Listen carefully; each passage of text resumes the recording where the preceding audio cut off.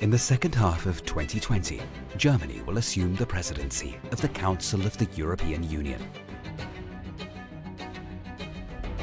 The consequences of the coronavirus pandemic present Europe with an enormous challenge. Together, we want to work for Europe's recovery. How do we achieve this?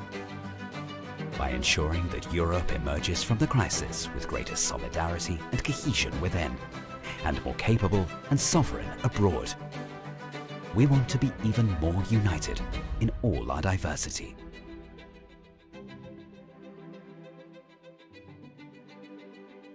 What issues will be important in the future? We want to advance the European Union on strategically important issues like climate change, security, refugees and migration, the rule of law, and the digital transformation. We want to become even more innovative and sustainable in order to better overcome future challenges. The Presidency's cultural program is forward-looking. At its heart is the artwork Earth Speaker by Olafur Eliasson, in which Europe's children call on political leaders to listen.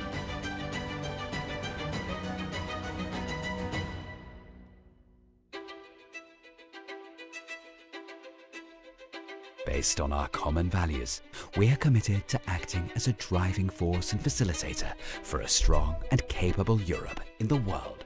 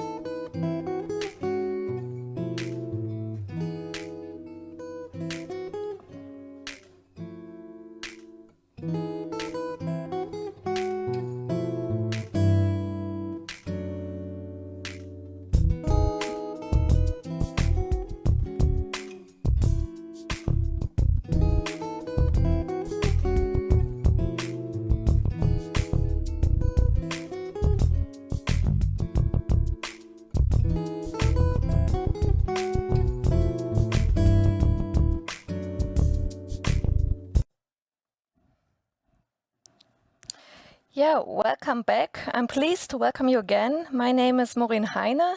I'm professor for e-government and open data ecosystems at the University of Lübeck, and I also head the joint innovation lab here in Lübeck. A central goal of this conference is to exchange experiences between the labs, to discuss promising practices, and thus also to contribute to the sustainable impact of public sector innovation labs. And in this session, this goal will be addressed, and various European labs will have the opportunity to introduce themselves. And in this way, we will be able to engage in direct exchange and certainly have fruitful discussions. And first, Benjamin SEIBEL will introduce the CityLab Berlin. Benjamin is the director of CityLab, Berlin's first public innovation lab, and we are especially excited about the cooperation between public administrations and the urban society. Benjamin, the digital stage is yours.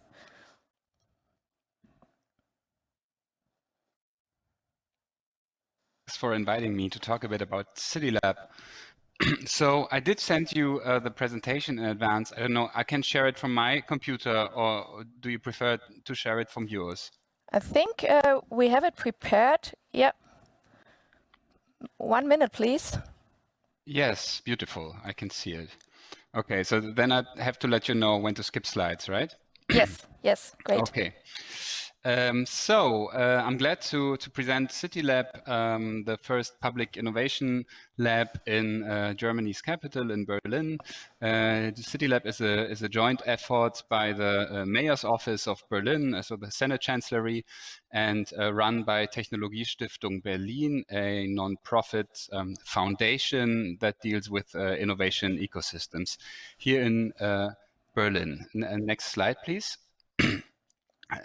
We have opened about a year ago in the old Tempelhof airport.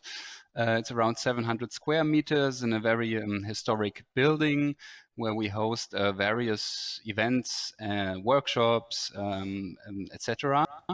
The idea behind CityLab basically was first to include more stakeholders and especially citizens into the digital transformation in Berlin. So we have a very open, very participatory approach to urban transformation. We basically invite all kinds of civic organizations, of scientists, urban tech startups, and so on, to engage in joint projects together with public administration. And the second idea was really to bring more agility into the whole smart city discourse, because we'd seen lots of strategies being written and speeches being held, but not so many projects that were actually delivered. And as you probably know, also from other cities and countries, government itself often lacks delivery capacity when it comes to digital solutions. So one idea was to have a very hands-on approach to digital transformation and basically build CityLab a bit like a hacker space where you can just come in and build stuff and experiment with technology. Next slide, please. So we hold a lot of different formats, starting from big talks and discussion series on topics like mobility, energy, social justice, always in relation to digital transformation and new technologies. Now, since Corona, we moved most of our program online, but there's still happening stuff basically every week. Next slide, please.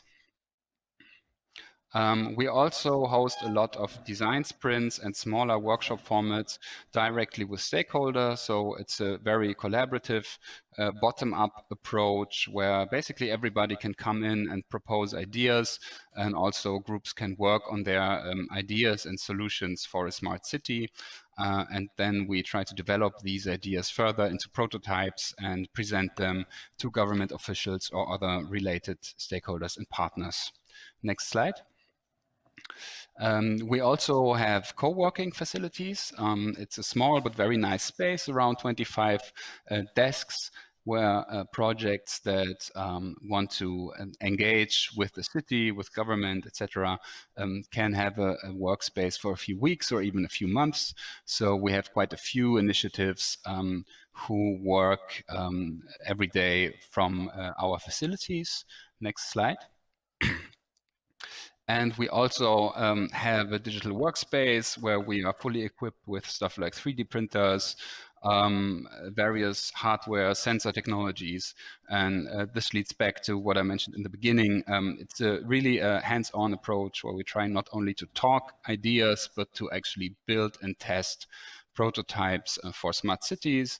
We work a lot with student initiatives, but we also host the open workspace every month where just citizens can walk in and learn about hardware and digital technologies and build stuff ranging from, I don't know, smart bicycle lighting to various other ideas that are useful in your everyday life.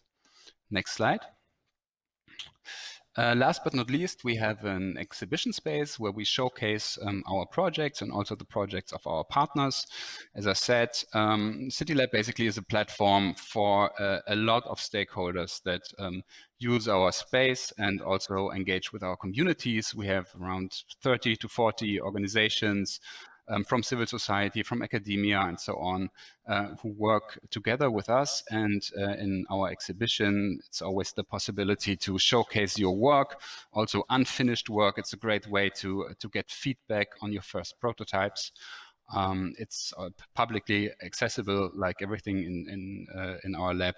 So you can just come in if you're in town and look around and learn more about our projects, and also how you can participate in these projects, because most of them are really very open to collaboration. Next slide, please. So sorry, this is a German slide. It basically says government innovation and how we work with governments. You see, this is how an IT project in government usually is planned, not only in Berlin, but I think most governments have this challenge right now. So usually, and I'm sure you know this and discussed this already, government IT projects are often very complicated. There's a very long planning phase where you try to assess all the requirements, where you write basically lots of paperwork, you have lots of discussion and working groups. In the end, you end up with a lot of paper, and then you're looking for a company that you can hand this paper to, and also a bag of money, and then they will build something. The whole process is not very efficient. It's also very expensive. And as you know, a large chunk of government IT projects actually fail to deliver the expected results in the end, because it's really planned often in a very old school waterfall-like way. Next slide. We try to work with more agile approaches. So in the top row, you would see a classical production process of an IT system, a development process, where you assemble the parts. It takes a very long way, and only at the very end you have a finished product. We try to work more in a way like you could see in the bottom row, where you try to deliver real results with real impact on every stage of the development process. So basically our work mostly happens in the lower left corner. If a government team approaches us with an idea, we usually take a step back and try to understand what the real need is. So the real need is to move. Then we start with something very small, like a skateboard or maybe a scooter. The good thing about this is it's very easy to assemble a skateboard. It maybe only takes a week or two, and afterwards you can already try it out and learn if this is going in the right direction or if you need something else. And at every step in the process, you can also stop and decide to take another route or abort the project altogether without too much pain. So if we adapt this on digital technologies, it means we often build like web prototypes, small visualizations, wireframes, and so on, that give government teams a better feeling and impression for what they actually need, and then try to develop these projects further in an iterative way. Next slide, please. Another very important part of our work is to design a citizen-centric and user-centric way.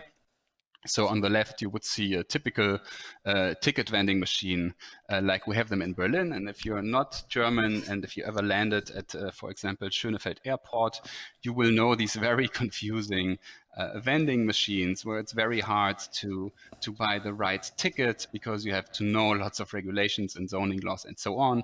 While what you actually need, you can see it on the right, is basically just a machine where you put money in, you push a button, and you get your ticket. In government, it's still not very common to think about products from a citizen-centric way. So basically by just asking what is it that our users really need, because government usually starts their projects from a law or regulation, and the highest priority is that the product is conforming to the law, while this is not what citizens actually need. Citizens actually need something that is easily understandable and usable. So we try to kind of invert the perspective and start with citizens' needs, and that also means to include citizens at every start of the at the very start of the development process. So next slide. I think, we collected all the methods and learnings in a book that unfortunately is only in German, but it's still a great book that you can also download for free from our website. It's around 350 pages, and it's basically a structured innovation process that is really tailored to government needs. And it's very hands-on. It gives you lots of methods and ideas on how you can work through innovation process from the first brainstorming and ideation sessions over to prototyping and user testing. In the end, this is very popular in the Berlin's government and in Germany more and more in general. We print, it's already out of print, and we're currently printing a second edition of the book. So if you can read German, I'd encourage you to check it out. Next slide, please. So to end this, I'll give you a few of our recent projects so you can get a better feel of what kind of projects we are doing. This is a project that we started in the summer. It's called Gieß den Kiez. That's German for water your neighborhood. It's a project on the city trees we have in Berlin, around 650,000 trees. And as in many other cities, during the very hot summers, the trees do not get enough water. And after every summer and autumn, many trees have to be cut down because they didn't survive the summer.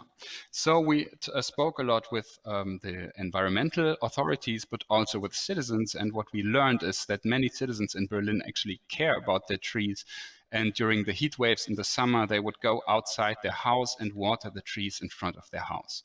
So what we built here was we took the open data, the publicly available data set of all trees in the city of Berlin, and we turned them into an interactive application where you can make an account and you can adopt the trees and you can mark these trees when you have watered them. And in this way, you can get an interactive map where you can see for every tree in Berlin, how old is it, how much water does the tree need, and when was it watered the last time and by whom. And therefore, you can kind of coordinate your watering efforts, and government can also learn where trees are taken care of by citizens and where there are trees that, especially need water. And around this project, we've built quite a community of a few thousand citizens who would regularly water the trees and also engage with each other, like make an appointment to water trees together. It was really a big success in the summer, and we're planning to continue the project next year. Like all our projects, this is an open source tool. So basically you can just exchange the data set with tree data from another city, and you can redeploy this project in any other city. Some cities are already working on it, and we're really happy to share the source code with you and your developers if you're interested. Next slide. This is a project from one of our co-working partners from Fix My Berlin. It's also an interactive map where you can see where in the city there are bike lanes planned, because Berlin has a new mobility law under which lots of new bike lanes are being built, and this map gives you a very easy to use interface to explore your neighborhood and see how in the next years new bike lanes will emerge, and it will also give you the planning details and documents, and you are able to give feedback to these planning efforts to the local authorities. Next and last slide, I think. Yes, this is an AI research project that we're doing that also deals with traffic in the city. Yeah, as you can imagine, traffic is a big topic in Berlin, and changing the mobility behavior and regulations in the city is a topic that we deal a lot with. This is an AI project. It's also an open source project with a pretty normal webcam that is able, through a machine learning algorithm, to identify various vehicles like cars, trucks, bicycles, and so on, and count them in real time. This is a very privacy-focused project insofar as you don't have to actually save the images to process them, because they are processed in real time.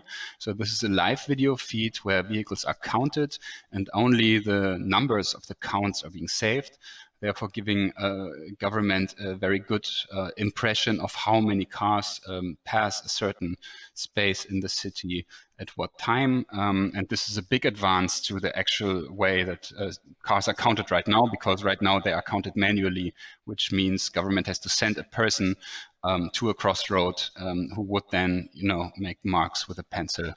And this is a very cheap and also very open source and privacy focused project that we are experimenting with right now. Just to give you a few examples. Next slide. You can see these and many more projects on our website, also available in English. We also have a newsletter in German and in English once a month, where you can learn more if you are in Berlin. You are also invited very much to just come by and have a look at our space, at our exhibition, and get to know us and our team. And that was it from my side, and I'm looking forward to your questions. Thank you. Thank you so much, Benjamin. At the moment, I don't see any questions on the chat. So if you have a question or comment, please use the chat. But I have a first question. The chance to work in an innovation lab is a very demanding task for the participants.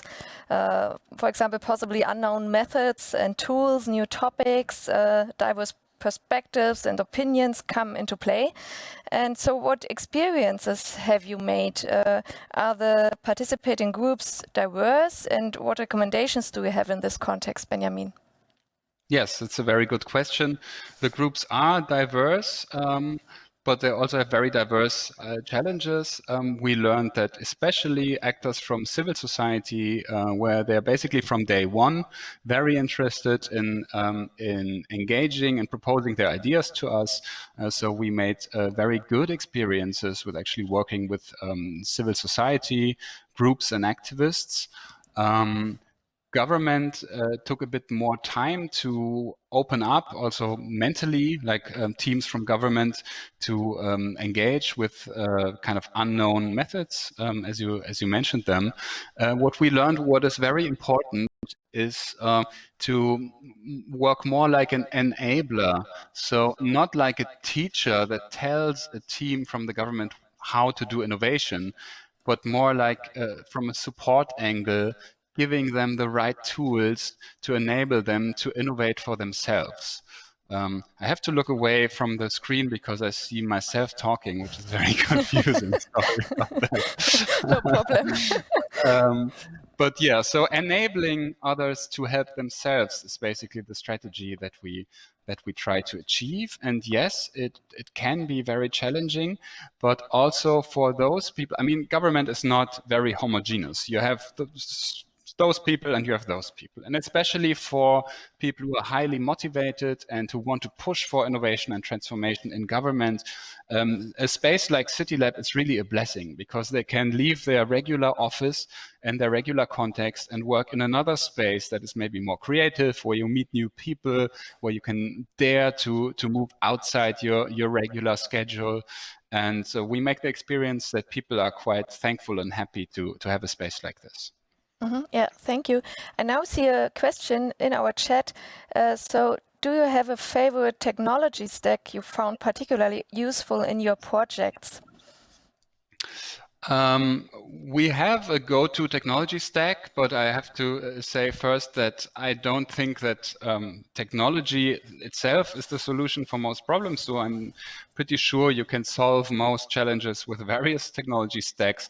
We are working very web-focused, so our tech stack is basically mostly a JavaScript and Python stack. For us, it's important to use open source, to use modern web frameworks like React, but in the end, also to keep things very simple, especially if you work with government, you also have lots of regulations and what technologies you are allowed to do. And the simpler, the easier it is to adopt various contexts.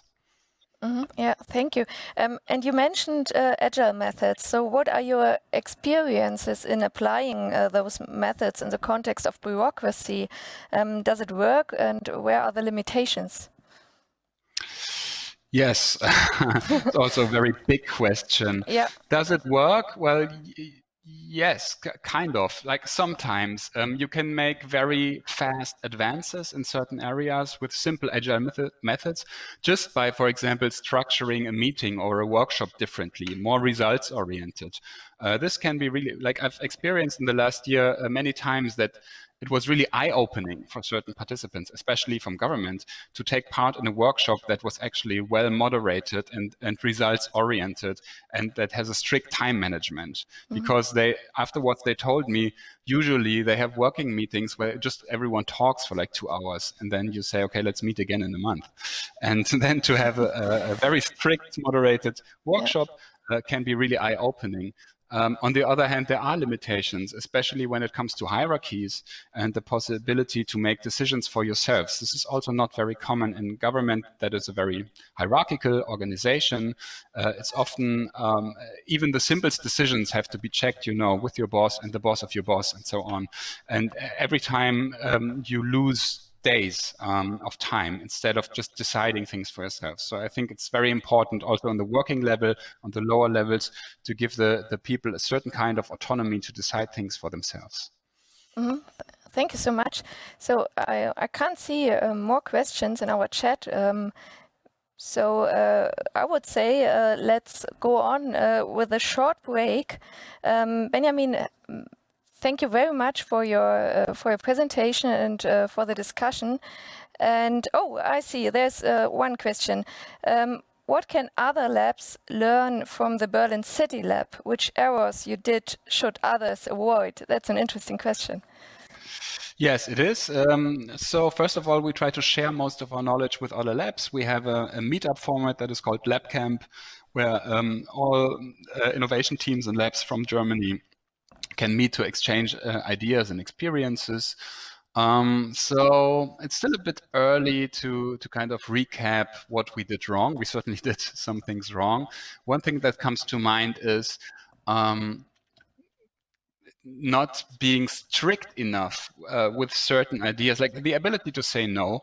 When a team from government would approach you with an idea that you don't find convincing. Now, we have this very supportive and helpful approach, so we listen to everything and we try to help everyone. But sometimes it might be necessary to just say, sorry, guys, this is really not a good idea. I don't think a smartphone app can solve this problem, because you have to dig deeper. This is where we learned a lot on what problems can actually be solved quickly and what problems need more work, and where you actually should better say no. We're not taking on this project because it's not ready to be solved yet. Yeah, thank you, Benjamin. So let's have a short break. Maybe you can get a cup of coffee or tea, and we will air this room. And let's see again at 3:05 for our next presentation. Thank you very much. Thank you.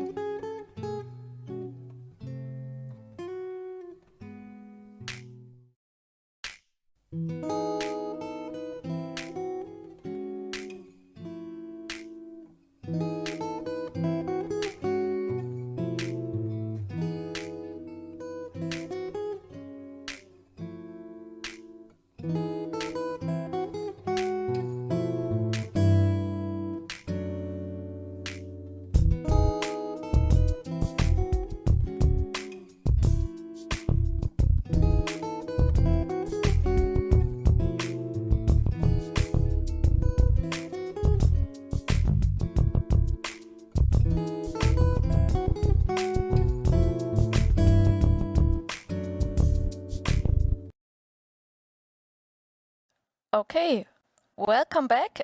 For the second talk, I would like to welcome Stéphane Vincent. I hope the pronunciation is okay. He's a founder of a French think and do tank, which was already established in 2008. So Stéphane can rely on quite a bit of experience. So the digital stage is yours. Thank you so much. Can you hear me? Yes, perfectly. Great. Okay, if you can show my slides. Yes, one moment, please. Okay. Here we are. Great. Thank you so much. And thank you for your kind invitation to this great program. So yes, my name is Stéphane Vincent, and I'm based in Paris. And I run this non-profit association called the 27th region, la 27e région. And today I will focus on one of our main programs called la Transfo, which is a program dedicated to the creation of innovation labs within local governments. So next slide, please. So just a few words to introduce a little bit la 27e région. As you said, we are a think and do tank, and our main role is to explore new ways to build public policies.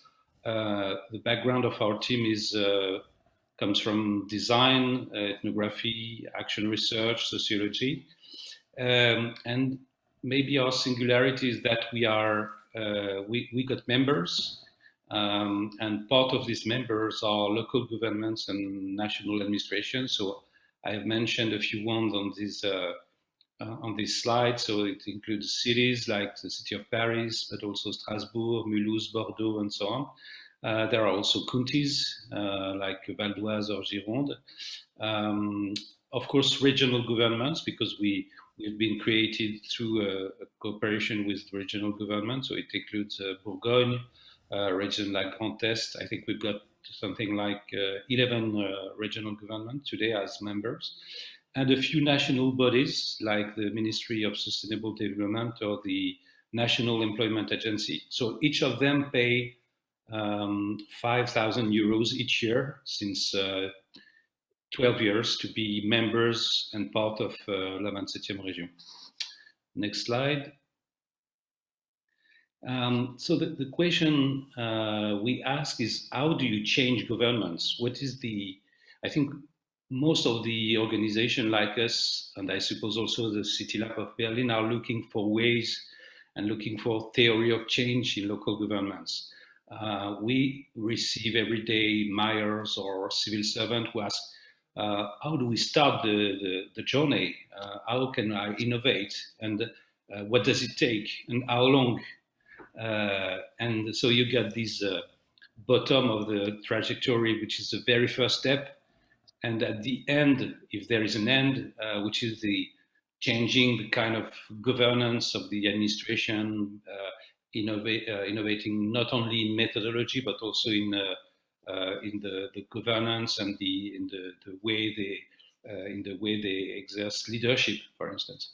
And what we think is that labs are a good vehicle to go through this theory of change. This is why we have launched a program a few years ago called La Transfo. So if you can show the next slide.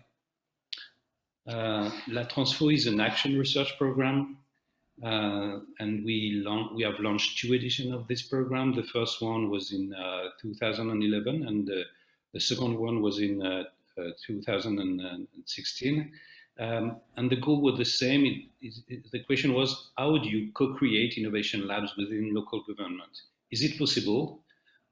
We don't even know when we start, because there are, as you can imagine, bringing this kind of culture within bureaucracy is something quite complex. So this is the starting point of the conversation, and we have built a program to see how to do that. So next slide. There are 6 or 7 priorities in this program. The first one is setting an experimental framework. So as I said, it's an action research program. We are not suppliers, we are not consultants.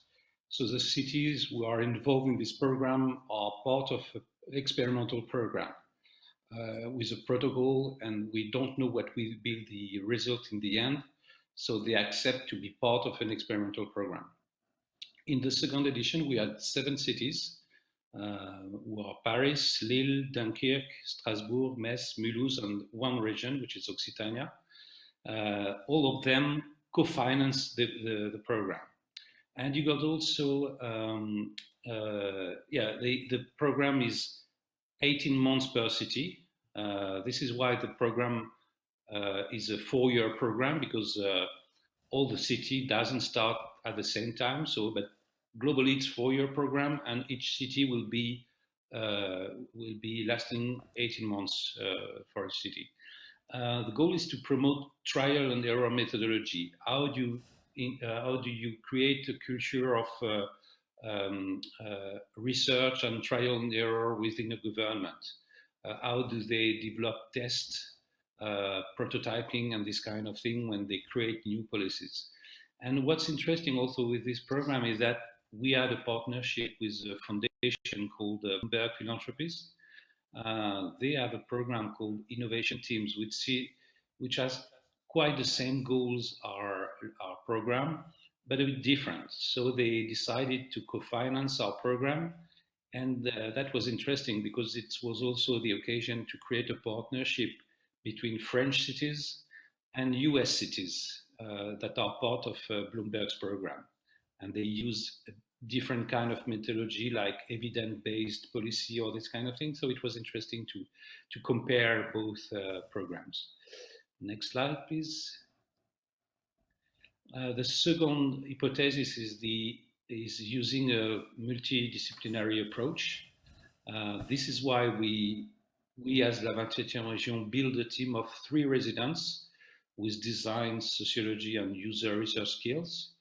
And they will develop methods inspired by user-centered design, social sciences, participatory urbanism. So what you see on the picture is this kind of methodology that we used, ranking from service design, play roles, any kind of methodology that put this user at the center. Next slide. So the third point is involving and training civil servants. This is very important in our hypothesis, that you cannot create a lab if you don't involve civil servants who are the first user of the lab. So what we do in this program is that we ask to the city to launch a call and select 20 public servants who will be part of the program. So what's important is that these 20 ambassadors must not be only top managers. We need people from the front office. We need people, we need workers, people working for the city in the urban department. We don't need only people who are top manager. We need any kind of people. We need male, female, we need senior and junior people. We need a large diversity of civil servants from the city. And the idea is to empower the team with innovation capacities. So we got 18 months to get them getting the culture of user-centered research, design. They won't become designer in the end, but they will have a better understanding on the potential, but also the limits of these methodologies. And they will also bring their own expertise to the building of the future lab, because each of them has a different expertise, and we need it in the building of the lab. Next slide. So yes, it's an 18-month program, and as someone said before, it's difficult to make sure that civil servant can be part and spend times in such a exhausting program, I would say. So we say that it's like acupuncture training. They won't be full-time, of course, during 18 months in the program. We will just take 3 days per month for each civil servant. And each of them must have an official agreement from his hierarchy. So there is a mission letter from his hierarchy saying, okay, you as a civil servant and ambassador will have the possibility to spend 3 days per month in his program. So we create the contract between us, the city, and the civil servant. There will be different kind of session. There will be working session. There will be training session. There will be also team building session where we make sure that we create a team. And there will be co-design session about the future lab. And the general idea is that we will use agility and adaptation, because when you launch an 18 months program, everything changes every month. So you will have to adapt to explore new opportunities, to change the times of working sessions. So it's very important that there is an adaptation during the program. Next slide. The idea is to work on concrete case. So each city and each team in each city will have to work on 3 to 4 cases each. So for instance, the picture you see here is an experimentation we had with the city of Mulhouse. The problem was how to reduce the phenomena of throwing cigarette butts in the street. Cigarette butts is a source of a huge pollution each year. I think it's billions of water who are polluted by cigarette butts throwing. But how do you convince people not to throw cigarette butts anymore? So it's exactly the kind of topic that we like to handle. So we have taught as a civil servant to use themselves, use a research methodology. What you see, for instance, on the picture is a prototype of a new furniture, and they will work with the. They will test it for real. So the idea is to test future tools on intervention sets of the lab. So they use the cases to think about, okay, now we have status concrete cases. What does it tell us on what the future lab should be? Should we hire a designer to do it on long term, or should we hire a designer, or should we externalize to external team, or this kind of thing? And of course, the idea is to make the proof of concept and create support. So they build their lab by doing concrete cases.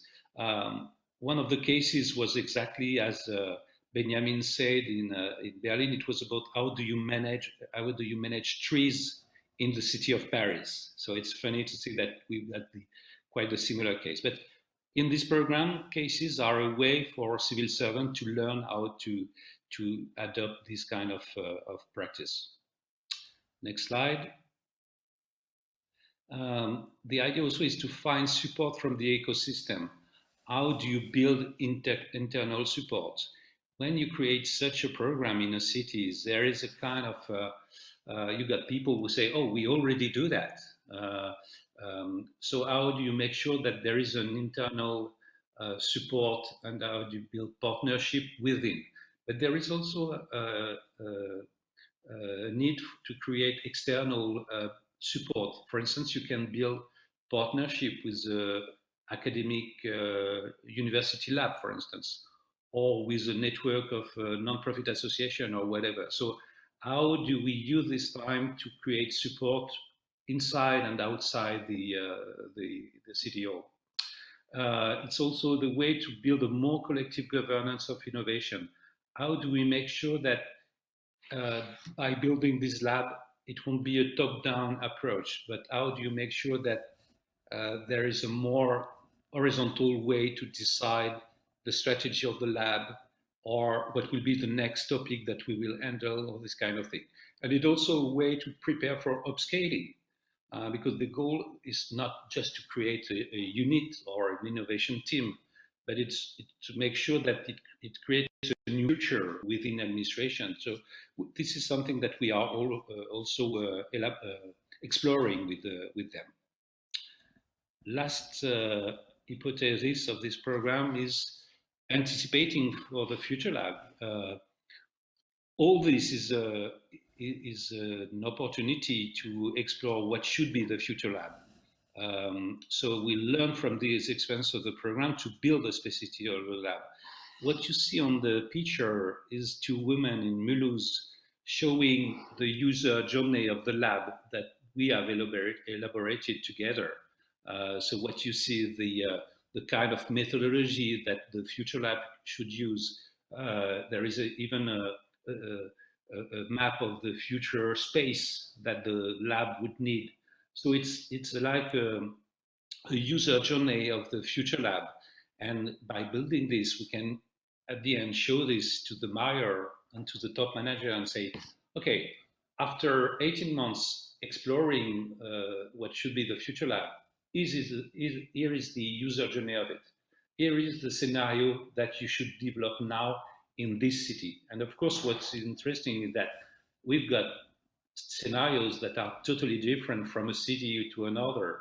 For instance, there is only 1 hour between Strasbourg and Mulhouse, but I can tell you that the scenarios in the end in Mulhouse and in Strasbourg were totally different because there are different culture and different history. So the idea is to create tailor-made lab in the end.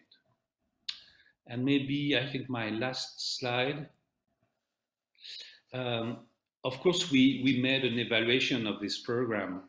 And if you're interested to know more about it, we have just published a new resource, which is, we have opened the source code of this program. And on this website where you see the link, Transfo code source, la27e région.fr, you will find in this program, what were our initial hypotheses, what we have done, and what happened in the end, including what went wrong, for instance. So it's not just saying that this program was a great success. We had many failures to this program, and you can find some feedback about these successes, but also the failure we had.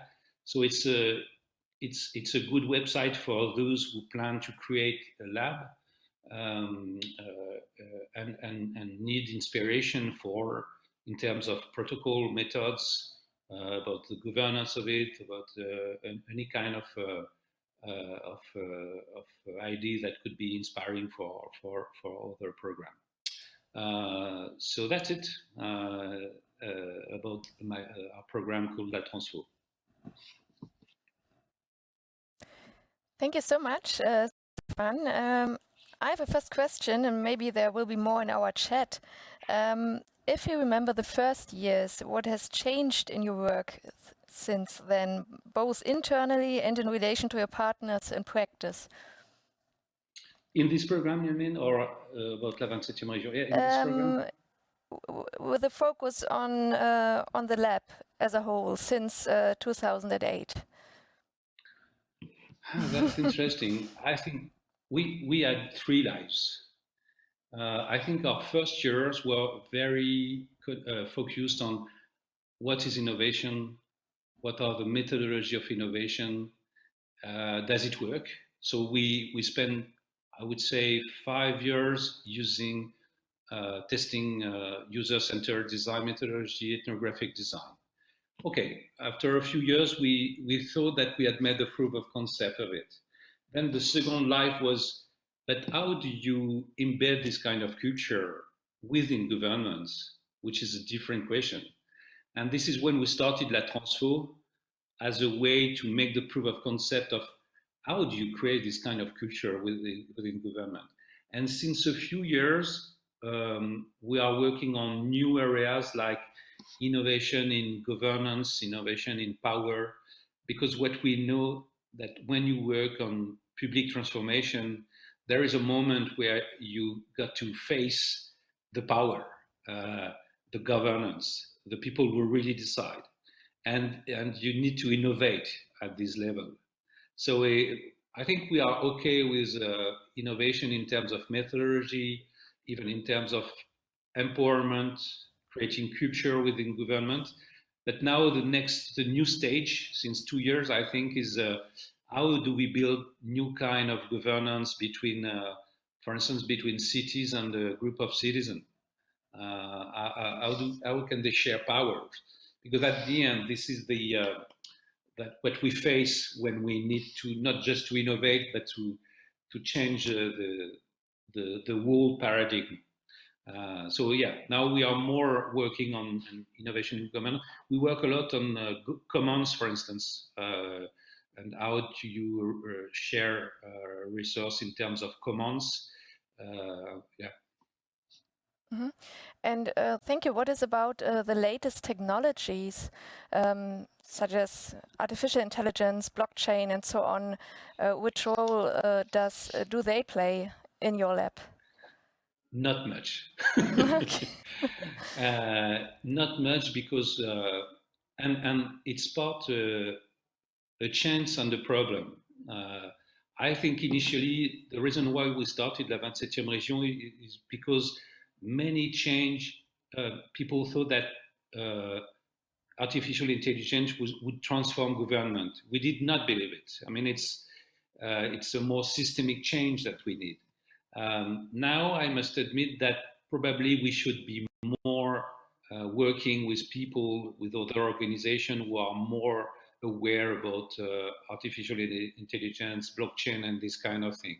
But I think we started more on the change management and how do you create change in cultures in government. And but we are not very good, I must admit, in tech, generally speaking, and I think we should improve it now. Okay, thank you.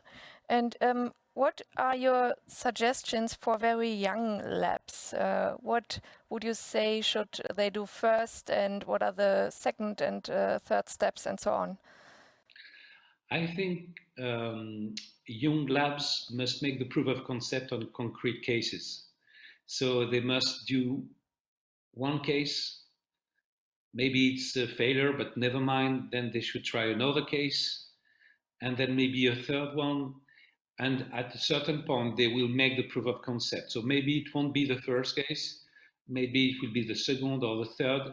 But I think the only way to convince people to make labs sustainable, to convince your top managers, your officials, etc., is to make the proof of concept on a real case. So don't stop before you got a project that makes the proof of concept. So if you need, try first time, then again, and the third one will be the good, will be the best one.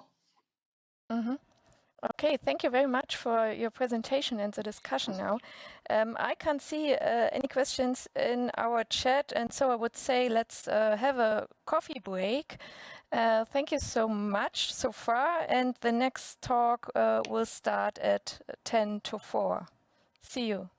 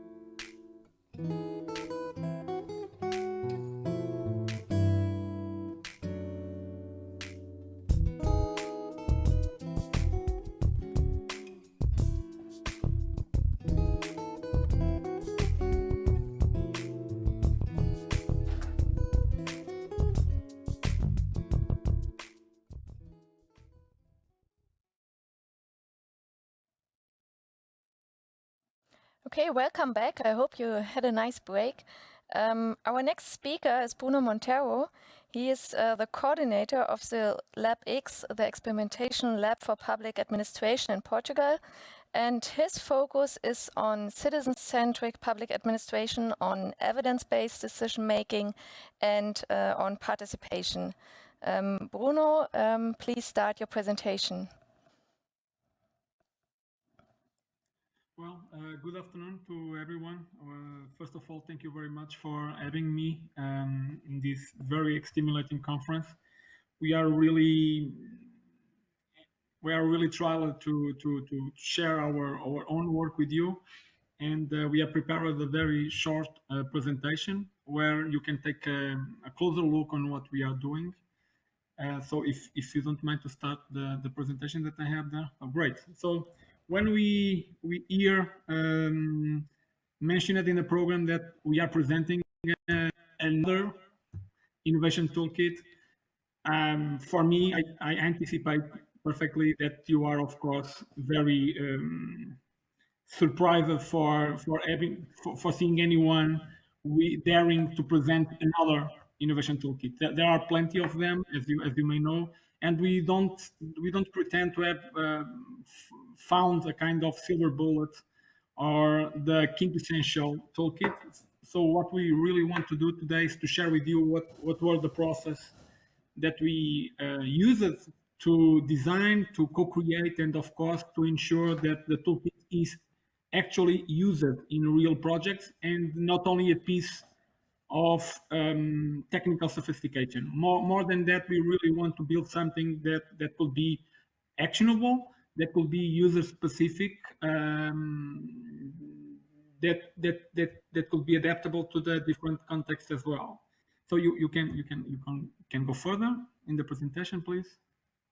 Right. So the Experimentation Lab for Public Administration is a team from the Administrative Modernization Agency, and we were created to research, to co-create, to experiment innovative solutions to improve public services, with explicit mission of centering them around the real needs of citizens and businesses. We are researching because we really want to define the right problem before going and searching for a solution. We really want to understand the real problem that we are facing, and of course, we want to characterize it from the point of view of citizens and businesses, and not only from the point of view of our premises or our preconceptions. We really want also to co-create, and that means that everyone that belongs to the space of a problem should also belong to the space of the solution. And that means that across all the phases of a given project, and that starts very precautiously, every stakeholder should have a say in the project. And finally, of course, we really want to experiment all the solutions. That means we should test any proposal that we have before implementing it, not only avoiding a kind of big bang error, but also making that failures that are usual when we are trying a new solution or when we are prototyping a new approach. We really transform those kinds of failures, they're quite natural, in quite important learnings for our project and for the final solution, of course. In that sense, the LabX is a kind of safe space for the Portuguese public administration. You can go further, please. Right, LabX has three main vectors of intervention. One, of course, is experimentation. That means developing experimental projects to address needs that were identified among citizens and businesses. But we also have a very strong commitment with participation. That means we really want that all the stages of our processes and all the initiatives that we conduct have a strong commitment with the open government principles and support the active engagement of citizens and other stakeholders during the conception and the delivery of that initiative. We can share some examples of what we are doing, but I will only highlight the fact that we have a very active role as facilitators in the open government partnership that is conducted in Portugal. And of course, we really want to collaborate and activate an existing ecosystem of innovation, bringing together research and development centers from the scientific system, partners from the community of entrepreneurs, and of course, stakeholders and organizations from the civil society together, trying to materialize what is the quadruple helix of innovation. And finally, we really want to promote the idea that a good experimentation lab is a lab that constantly reinvents itself, that constantly submits itself to questioning, and we have a set of initiatives that are aimed to explore.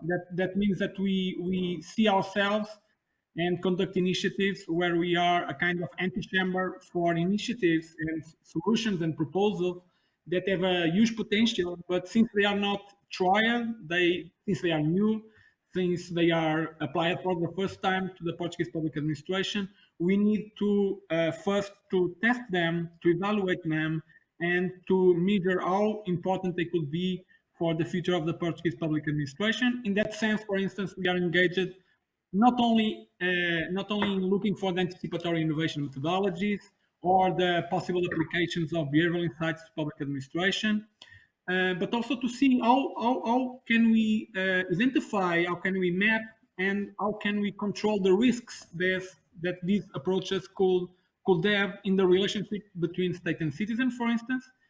And of course, we are really interested in promoting an approach, a sustainable approach for emergent technologies in this specific dimension of our activities. Of course, not from the point of view of the technical developments. We are very sure that there are plenty of people that could promote the technical change with much higher qualifications than we, but we are really interested in the extra technological dimensions of technology. That means the use, the accessibility, the intelligibility of the technologies, everything that is related with the relationship from the citizen to the state with regard to these new emergent technologies, to their transparency, to their usability, to their experience. So we are really concentrated in bringing this user centricity for the Portuguese public administration, doing very different things. We have some examples, very brief examples, just to illustrate our portfolio. So if you can go for the next slide, please. We have some results. You can go further. You can. Thank you. So we have some examples. One of them is the death and bereavement desk. I will very briefly describe what we are doing in this project, what we have done in this project. For the ones who lost a relative in Portugal, for the citizens that have that kind of trouble, it was very difficult to deal with the state, since they have to deal with plenty of public institutions. They don't have a very clear picture of what is expected from them, what are their rights, what are their obligations toward the state, and in the very harsh time of their lives, they were somewhat lost in the middle. So what we have done was we have conducted a research together with research centers across Portugal in very different locations, in order to understand what are the pain points of the citizens when they have to deal with the death of a relative. And what we have conceived was a prototype and later a pilot, where we bring together all these different public services in a single point of contact.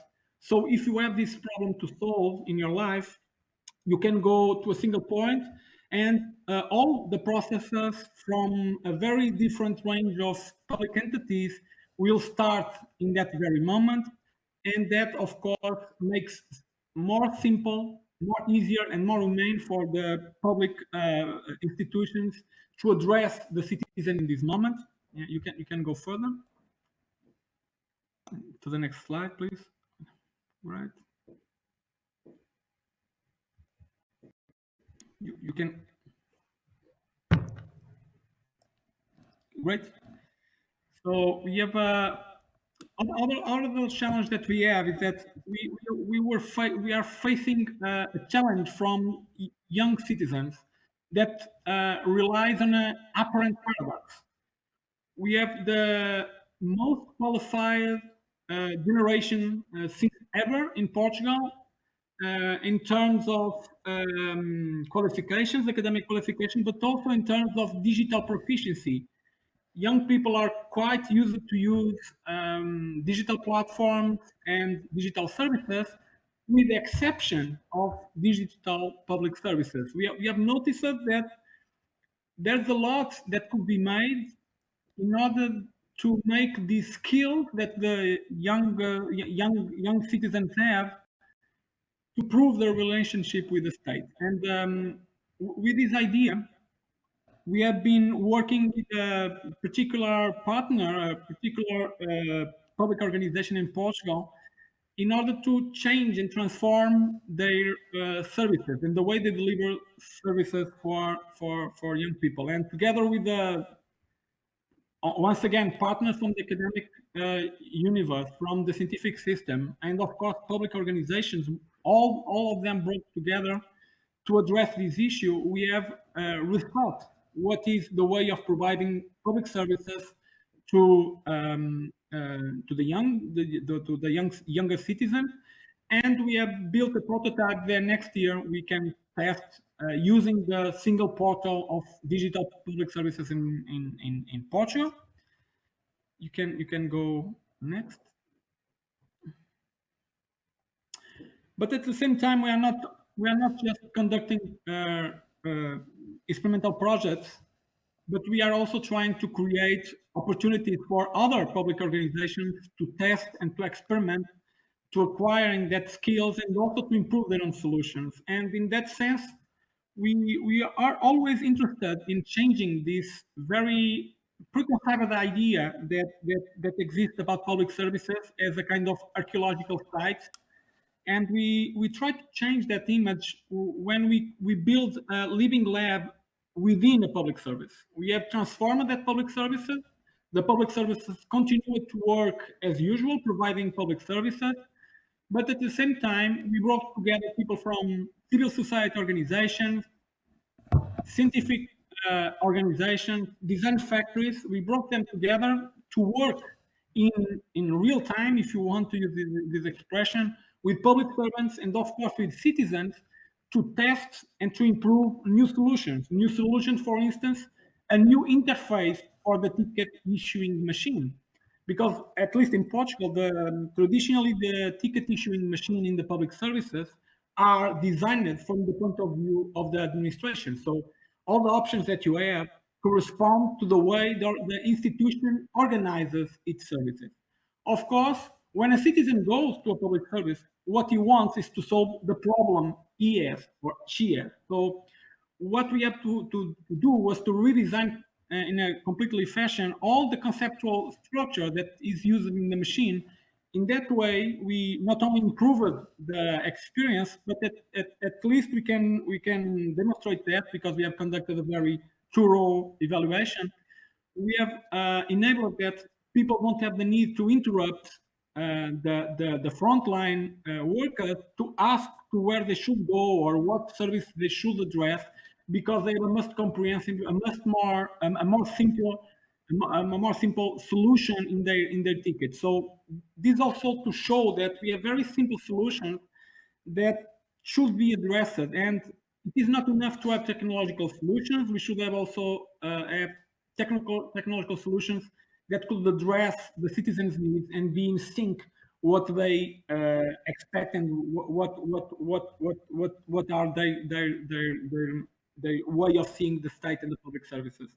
But we have also tried more solutions. We can provide a very detailed report in English if you want. Unfortunately, we don't have any kind of report in German, but at least in English we can share a lot of results with you. You can go further another project.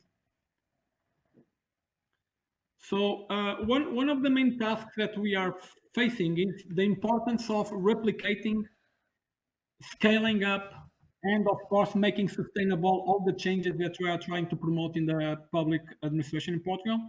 We don't pretend to have any kind of monopoly about the innovation in Portugal. We work together with other public organizations. They are very keen on promoting the innovation and the experimentation in the public services. But we also want to build a kind of belt of multipliers around us that could expand our effect, that could replicate the good lesson, that could avoid, of course, what we have done not so good, and of course to scale up the impact that we can have. And through that we have built a program to capacitate, to mentor, and of course to steward a set of other labs that can have impact in their own organizations, doing a very similar mission than the one LabX has, centering or recentering, designing the services with a focus on the citizens. And we have done so until now with four other labs in Portugal. We have, of course, this idea that this should be a kind of wave, increasingly higher wave of other labs, other teams, other units that should be attached, not to us administratively, but connected with the vector of transformation that we are trying to promote in the Portuguese public administration. You can go further very easily. You can go further. I will jump this one because it's very so. One of the specific challenges that we have was how can we build a collaborative culture within the public administration besides the mere inspirational discourse about it. We were, I won't say tired, but we hear a lot people speaking about collaborative culture, and what we really need was to see collaborative mechanisms, collaborative practices, collaborative structures. And that was the best way of demolishing silos, other than just with words. We really want to contribute to that change. And the solution that we have reached was building a network of innovators. So we are searching for innovators that can subscribe to a set of principles. There are 8 principles. We have co-created the principles with the members of the network, of course. That network connects people that are really engaged. They are kind of activists in terms of innovation across the Portuguese public administration. We brought them together, and that space, independently of the organization that you belong, independently of the hierarchical status that you have, is a community of practices that is working to sharing problems, to sharing solutions, to engage in transformative, transversal projects. You can go further, please. Okay, great. So that idea of building a community of practices was one of the best ways we find of sharing the issues and seeing that there are other people with the same troubles, but also sharing solutions that some people should have reached in certain areas, and they could brought them for a kind of common patrimony of learnings. We also think that it is important to promote the transference of skills, not in a kind of scholastic way, but in a very practical way. This network of innovators is supported in very active, very practical, very concrete initiatives. I will show later some of them. And that was a wonderful way for us to try to promote the citizen-centric and experimental mindset. We try to promote it with demonstrative examples, not so much sharing information, because we really think that is quite important. But the issue right now is not the lack of information, it's much more how you can convert that information into actual activities. That means that we should do this kind of practical turn to the innovation discourse or the innovation politics. You can go further, please. And of course, it was within this network of innovators that we have identified the need from the Portuguese public servants and managers to have access to a customized toolkit that answers to their needs, and a toolkit that is not only thought in terms of theoretical robustness, even if it is, but also it is thought in terms of application. So it is a toolkit that was designed to be applied in very practical circumstances. And that was quite important for us because that gives us a chance of trying a way of producing a toolkit within the network of innovators, and not only doing what of course it's valuable and interesting, and we have done that in a lot of other examples, but not only transferring or importing already existing solutions. We have this opportunity to reshape, if you want to, some of the tools, some of the most known tools, to the specific context of the Portuguese public administration, adapting it in terms of discourse to our public servants, and also giving very practical examples while we are presenting these tools. So you can go to the next slide, please. Because we have noticed, we have started with this, for us, quite surprising situation that there are plenty of toolkits. We really don't need to reinvent the wheel. What we really need to do is to look to the existing tools and to see how we can bring them and adopt them in the projects and activities we are conducting in our public organizations. We have discovered there are kind of parking lot for toolkits. They tend to remain in limbo. So there's a lot of toolkits that are being created, but we really felt that sometimes they stay behind their full potential because they don't convert themselves in actual practices or actual uses of the tools. They are much more sometimes concentrated in promoting a very impressive array of technically advanced tools, but we really feel that the issue was to making them more ergonomic, if I can say so, for being used, for being actionable, and for being accessible to public servants. You can go further, please. Okay. So the challenge was to produce our own toolkit. And what we have done was, within the network of innovators and together with opportunities that were granted by the experimental projects we are engaged, we have followed our methodological steps. We have done research, of course. We have researched a lot of toolkits, as you could imagine. We have researched, of course, the user's needs, and the needs in this case were public servants. They are really engaged in promoting a citizen-centric approach to their own services. We have co-created this initiative, and finally, we have experimented the successive versions we reached, so we can, in a kind of iterative and incremental way, improve and fine-tune the version of the toolkit we have to propose. You can go further for the next slide. So we have felt there are mainly 4 big issues while we address this toolkit, and we really want to share these issues with you, because in the case you are interested in conducting a similar process, you can take this experience of ours into consideration. In manufacturing the right toolkit, that is a toolkit that is adapted to the kind of challenges they are being faced by the Portuguese public administration, and we know that public services design and delivery should rely on a kind of very transversal principles, but they are also very dependent on the context. And one of the things that we really find was necessary was to fine-tune the innovation tools to the specific context we are operating. So that means that certain tools that are used in the private sector context, they should get a turn so they can adapt not only to the values of the public sector, but also to the constraints and to the opportunities they are created while operating in the public administration. The other issue we want to share with you is we really feel that a tool should be more than just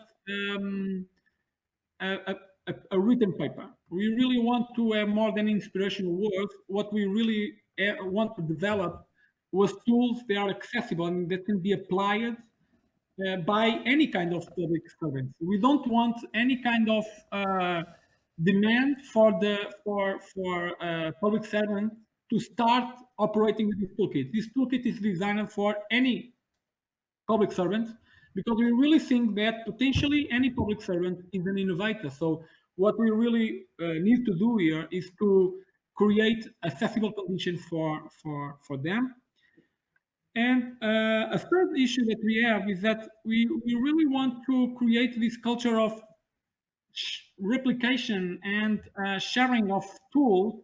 Providing this actionable tool is a tool that could be customized by any user, but that could be shared. But they create this common base of understanding about what are citizen-centric public services.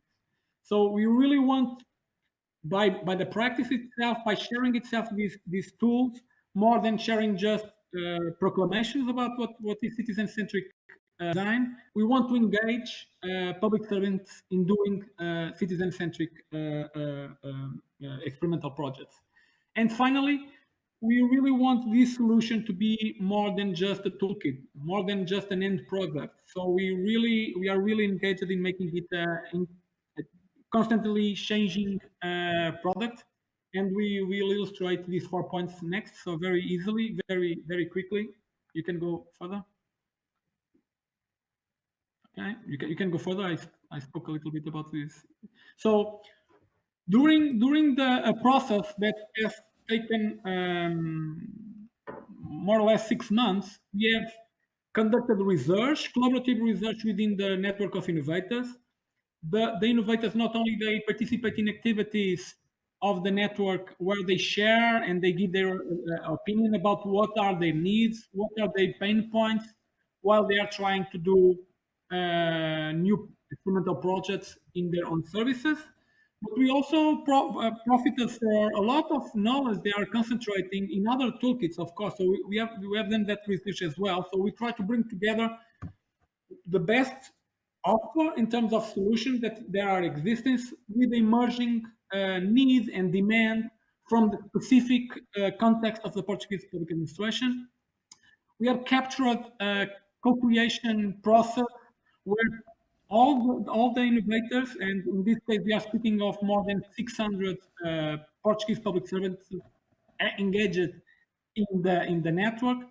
We brought them together not only to defining what should this toolkit be, but also to review, to comment, to criticize, to make suggestions about how the graphics should be, how the presentation of the tools is written, how, for instance, lingo or technical concepts should be replaced by accessible discourse, because that won't change the nature of the tool.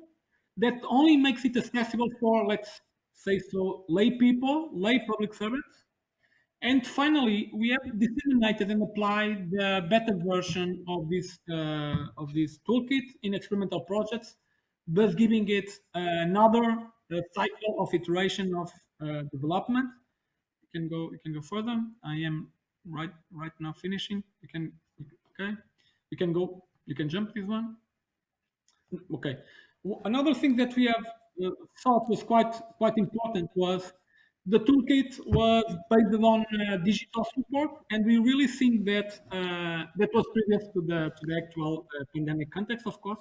We really feel that sometimes when teams are together, they should have a very hands-on approach to tools. And we have transformed our toolkit in a toolbox, and the toolbox is associated with an application guide that makes possible to you in a kind of collective way to decide which tool you should use in each of the phases of your project, what are the lack of skills that you have in a certain stage, what should you do to make possible that in a later stage of your project you can address the use of a certain tool. So we have materialized this toolkit because we really feel that there are different ways of people to relate with the tools. One of them, of course, is a more cognitive one, and there are people that really need to engage in a very active way, a very hands-on way. So these are also some of the numbers that we have reached in our distribution of these materials. You can Bruno, jump for another. Bruno, we are running out of time, and Yeah. I would like to ask one question. Is it okay? And or do you have a final slide you want to? The final slide. It's you can jump it, and okay, you can jump. Okay. One of the things that we have done is that we have felt that it was really important to transform this toolkit also in something that is easily transferable, and we have built a course in a digital platform that could address some of these tools and that make these tools more understandable, even if you are in a remote work context. And finally, we were struck by the pandemics in March, as you know, as you have probably felt very similar needs, and we have reshaped our toolkit. You can jump for the next slide. We have reshaped the toolkit, and we have derived from it a guide for experimentation and collaboration in remote work. Because people are working remotely, but that don't mean that people should be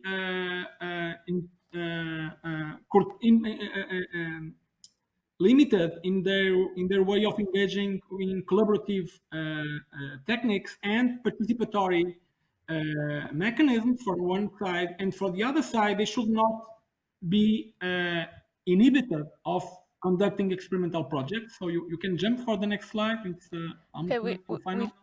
I think we should maybe stop. It's the final one. It's not okay. working. This one? Okay. Yes. Okay. So all this to share with you, not only the fact that we have bought a toolkit, it's not exactly something to brag about. There's plenty of toolkits around, but we really feel that what is important in the toolkit is the process that you could establish around it. You could engage people to use it. You could engage people in co-creating it in a way that is context specific. You could also make it possible when you create this support to make it adaptable to new needs, like the ones that were created by the remote work context. And with this, I will end. There are plenty of toolkits. There are a lot of much more sophisticated toolkits than the ones I just presented. But what is really important is that you really engage public servants and managers in contributing to it, and of course ensuring that the toolkit is more than just an armory of theory, but much more something designed to be really applied and in practical terms in the public services by the public servants themselves. And that's it. Thank you very much. I'm really sorry for taking 4 more minutes than expected. Thank you so much, Bruno. Yeah, great. So maybe one very, very short question and a very short answer, hopefully. So projects in innovation labs are, of course, risky. So how do you deal with these risks? Do you have specific methods for risk assessment? Yes. Yeah. One of the initial ideas that we faced in LabX was how to avoid to be part of the cemetery of experimentation labs. There are a whole range of other initiatives, previous initiatives of innovation labs that don't go well. And we studied very thoroughly a lot of cases of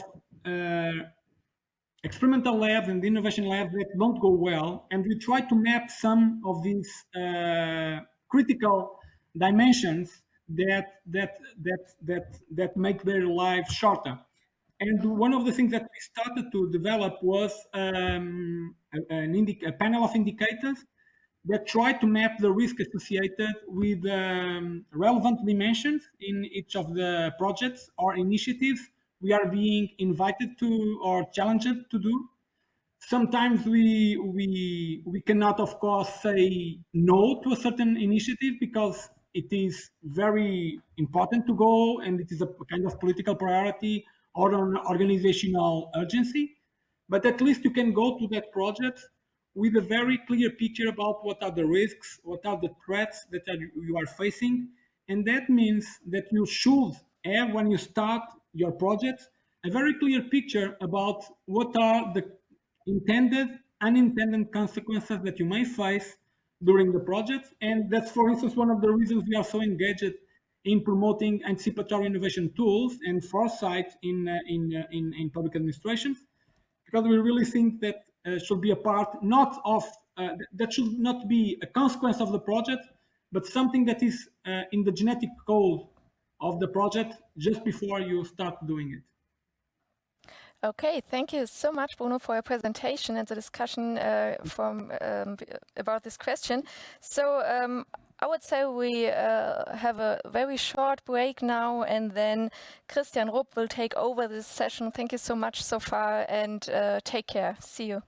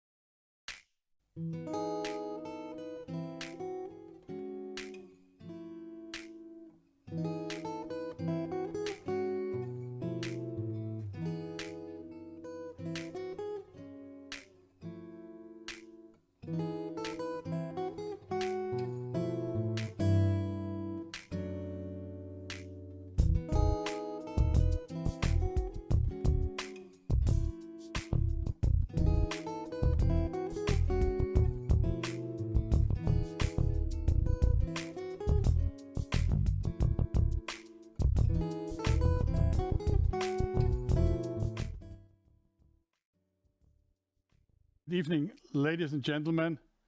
Welcome back. Now in a different room, now in Beach Bay 2, to for me, a very, let's say, special topic.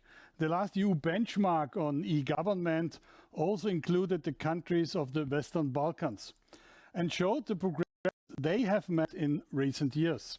I have been personally in most of these countries involved in preparing, let's say, the e-government strategy or the digital strategy. So it's a pleasure also to have here today Marta TOMOVSKA. She is the director of the Public Administration Reform Team in the Office of the Prime Minister of Serbia, Ana Brnabić. And previously, Marta was also the Macedonian minister, or now it's called the North Macedonian Minister for ICT and Public Administration. She's also a colleague of mine in the WSA Board of Directors of the United Nations Sustainable Development Goals. And Marta is an expert in Western Balkan and in developing digital strategies for these countries. So good evening, Marta.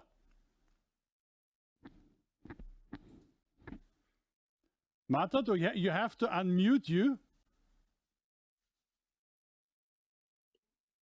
I did already. So yeah, now we can hear you.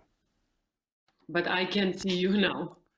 Okay. So something is wrong. So we Probably, can hear you. Okay, I can hear you and see you, but not myself. Anyhow, we're fine.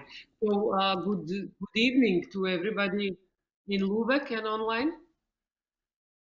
We can hear you. Can we have the presentation for Marta? Yes, we see your presentation, and just tell me when I should click. Yes, you should start. So.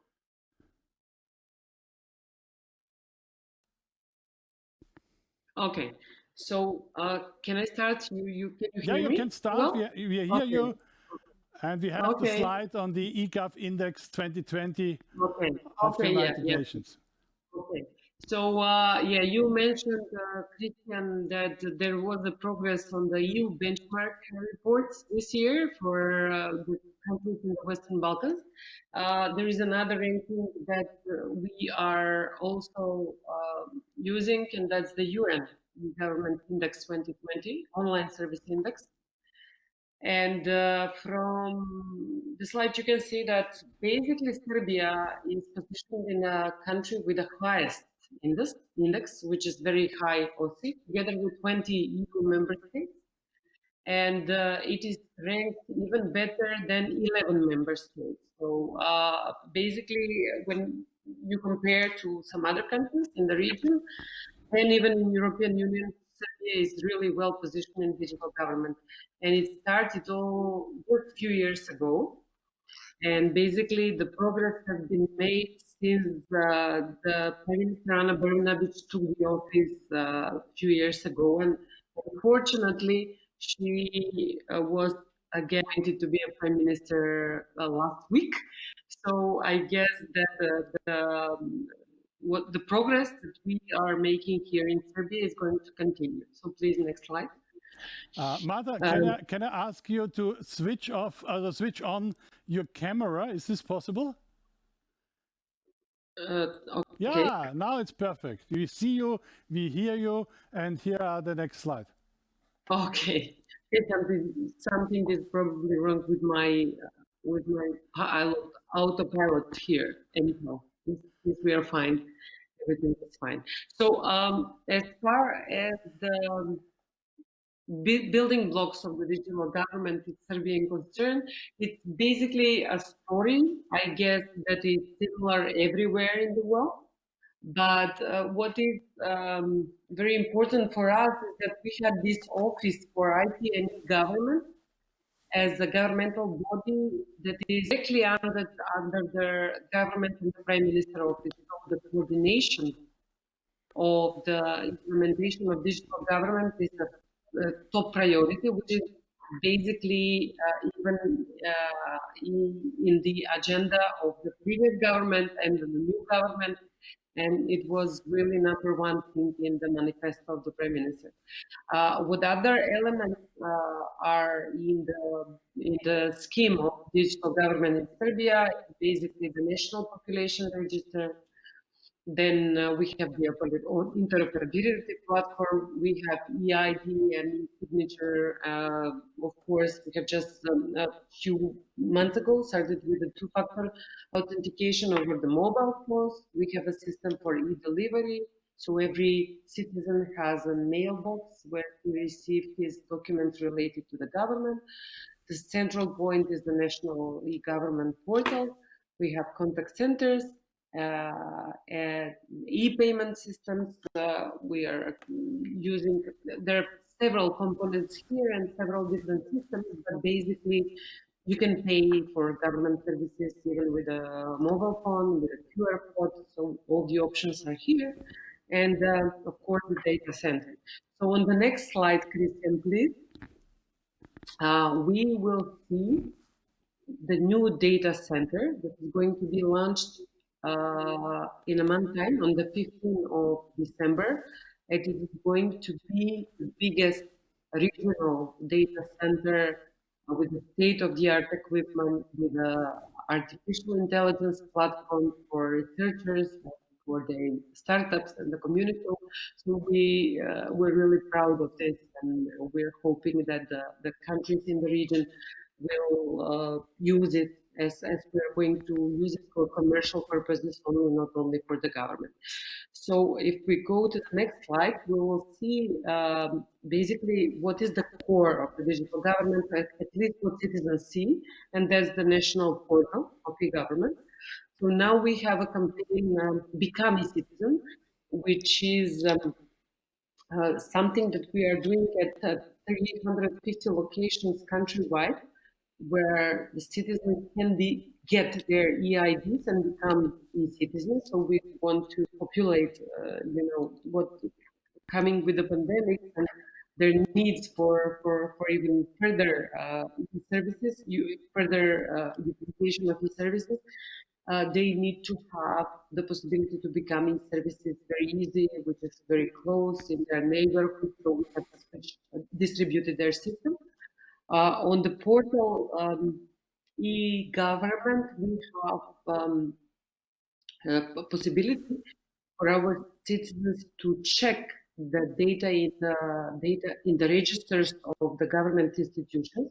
So 20 registers and evidences are available, so citizens can check, and if there is some mistake in any evidence, they can apply for correction. And this is something that is going on now in the moment. And of course, like every national portal, our national portal of live events, and we have now on this picture in the moment 9 live events, but hundreds of services otherwise. If we can see the dashboard, there we have 1 million users on the portal. Just in November, we have used 76,000 services. Altogether, 1.3 million services were used this year. and we had 60 million transactions on the interoperability. So we, besides, on the next slide, if you please, besides these that have been available on the portal, I just want to speak about the signature services of the Serbian government, which is e-baby service, which is basically, it's not even e-baby, it's a baby service because parents don't do anything online, everything is but the online thing and the transactions are only in the back office. The picture you see here is the situation previously. So this is pictured by a mother who gave birth to this baby, and she was really frustrated by the number of papers and documents she has to collect after the birth of the baby. And this was in the news, in the newspaper 5 years ago, I guess. And then we started to build this service. So now we are basically cutting 7 countries while the baby and the parents are still in the hospital and the mother is still in the hospital.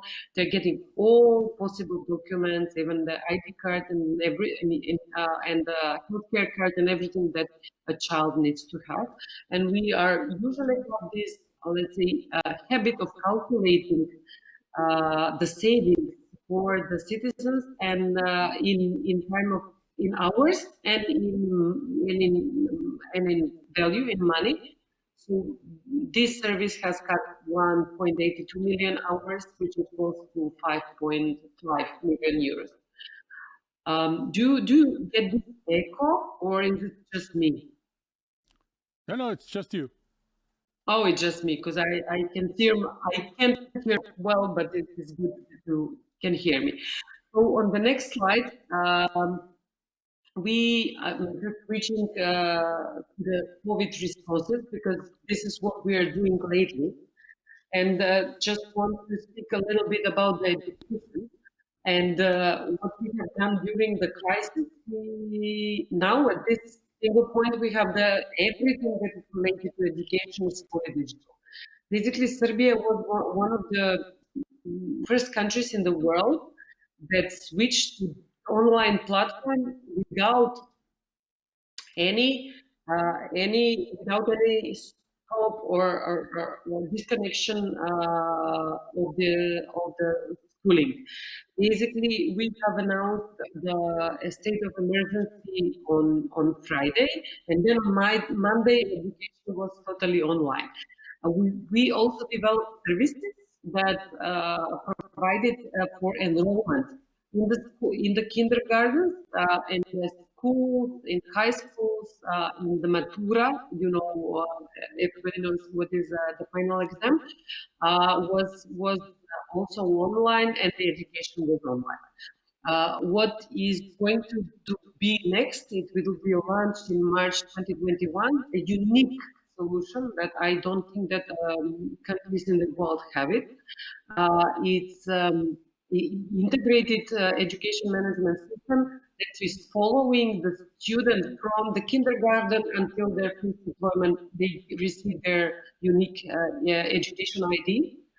So this is how we can plan our future education policies related to number of schools, what are the specialties of those schools, vocational education, what is the demand on the labor market, so we train them.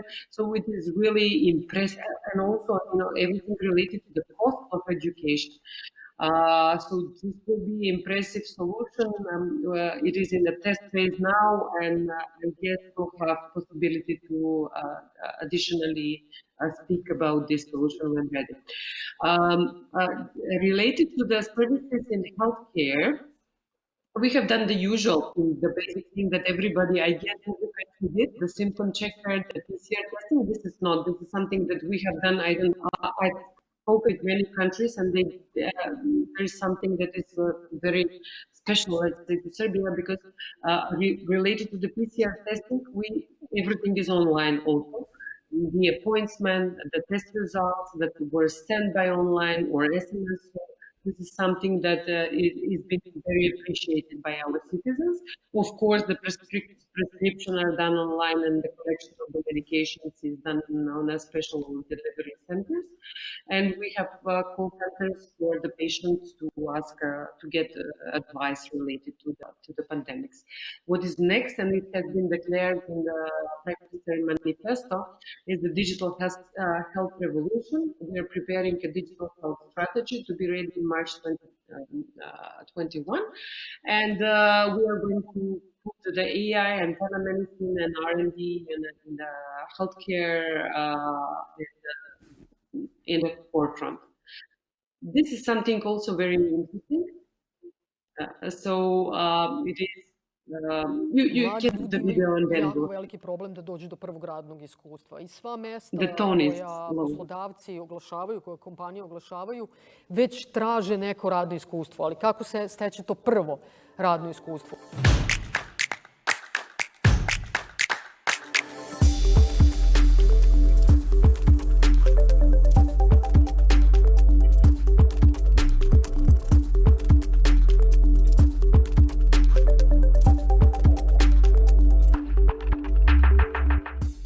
Sada može uz podršku i finansijsku podršku države da stekne prvo radno iskustvo u prvih 9 meseci i da onda to olakša mladim ljudima ulazak na tržište rada i mi se nadamo da će time oni započeti i svoje karijere.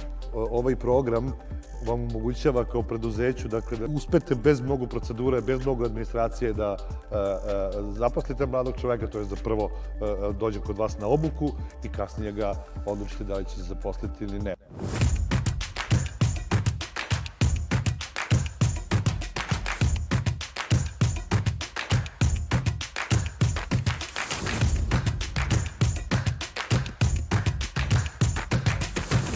Veoma sam ponosan što smo za nešto više od mjesec dana uspostavili digitalnu platformu Moja prva plata koja rešava dva velika birokratska administrativna problema.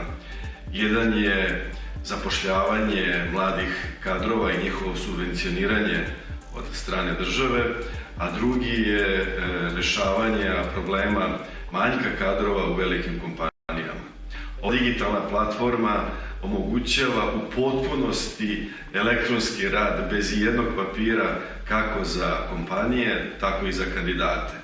Kada se uloguju bilo kompanije, bilo kandidati, u potpunosti sve rade elektronski, a čak sistem mladim kandidatima preporučuje najbolju poziciju. Ostaje samo da se međusobno susretnu i potpišu ugovor. Mi kasnije radimo i prekvalifikacije i dokvalifikacije samo da stvorimo zaista jednu novu generaciju ljudi koji će moći da pomognu svima nama da imamo jedan jak ekonomski razvoj.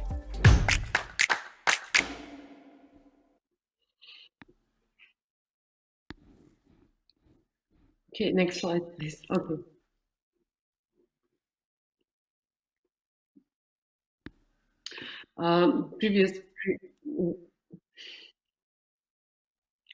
Previous, Christian, please. This one. Okay, Yeah. okay. Then previous because it seems like something was mixed up. Could you return to the previous, please? Okay, so basically that was a solution that has been done. If you hear what the CEO of the Office for the IT and government said, it was designed in a month and a half, and it is a matchmaking platform for young people that search for jobs and for their potential employers.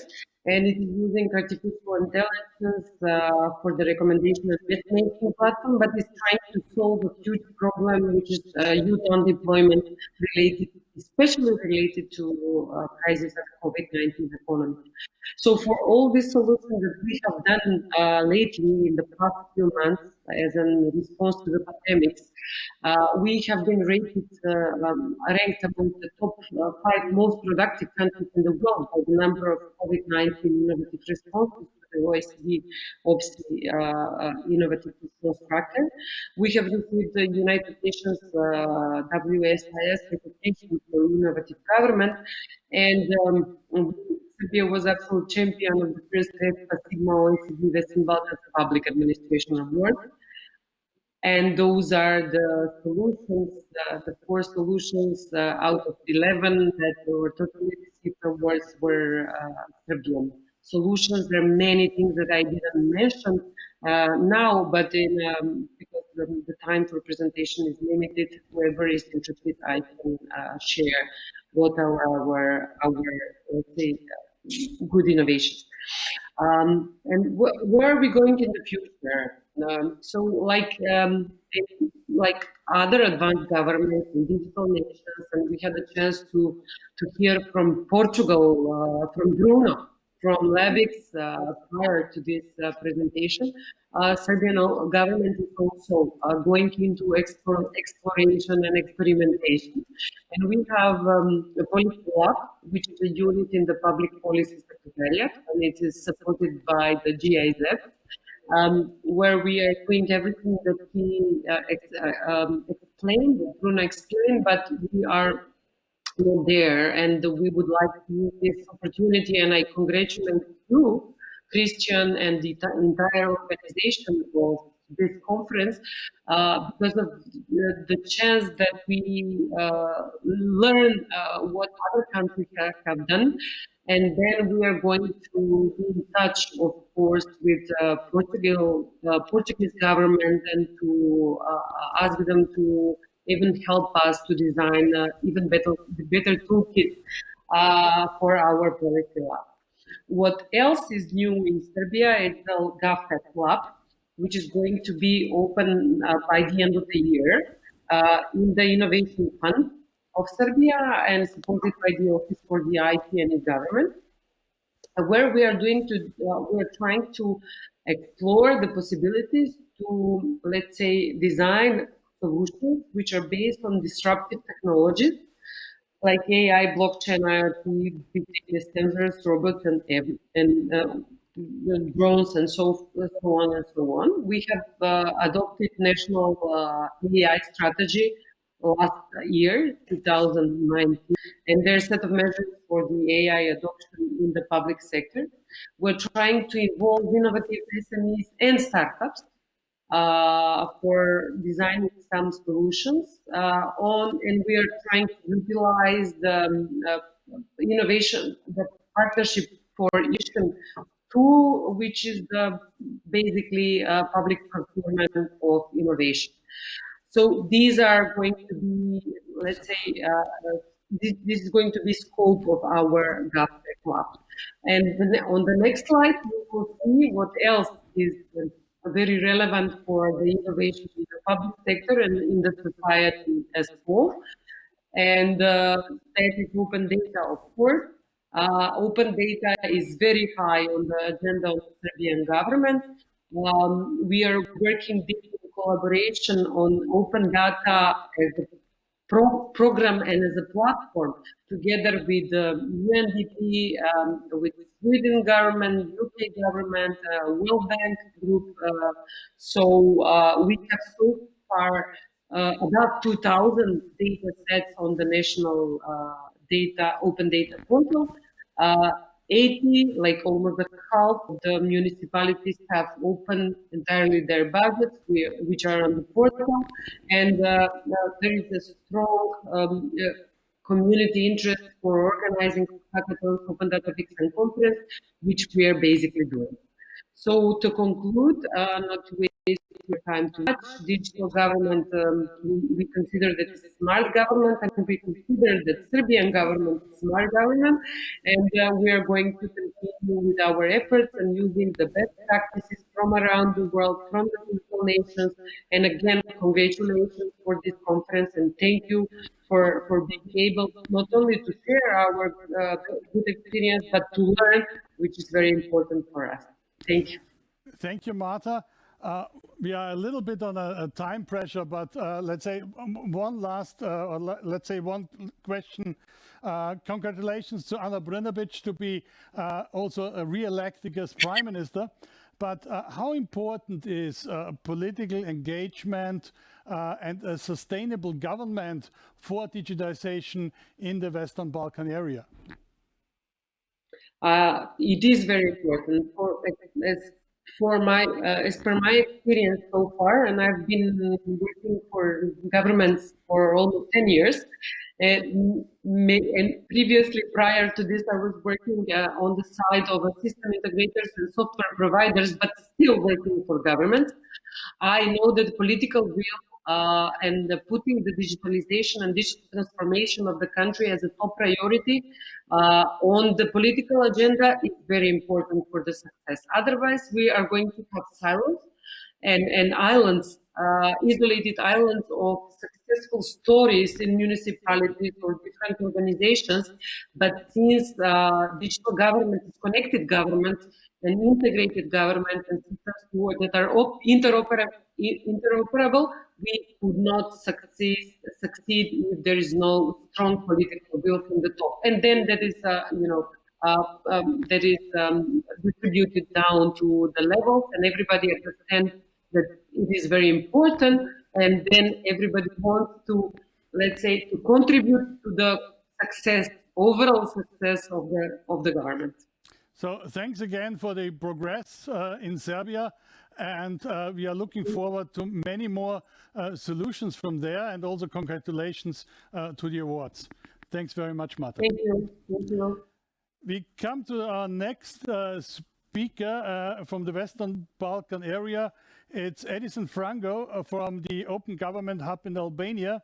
And Edison is actively working by implementing the Open Government Hub in Albania, which is a vision for multidimensional services in Albania. And I hope, Edison, you are now online. Yeah, I'm online. Thank you for listening. Hi, Edison. How are you? Now I feel better. I just passed COVID, so I am feeling better now. So can you tell us a little bit what is and what do you want to achieve by an Open Government Hub in Albania? So looking my experience in US, I'm just sharing the main branch, which is like the OpenGov Hub in Washington, DC. If you see the screen.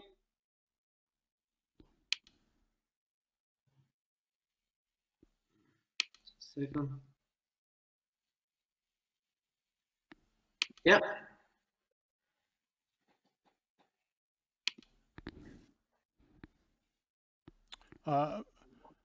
So you're yeah.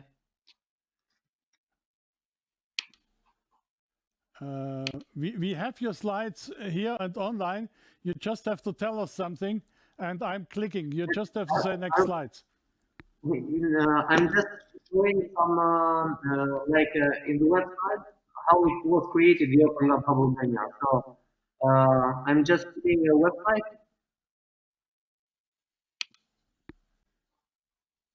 Is sharing or not yet? Yeah, it's sharing.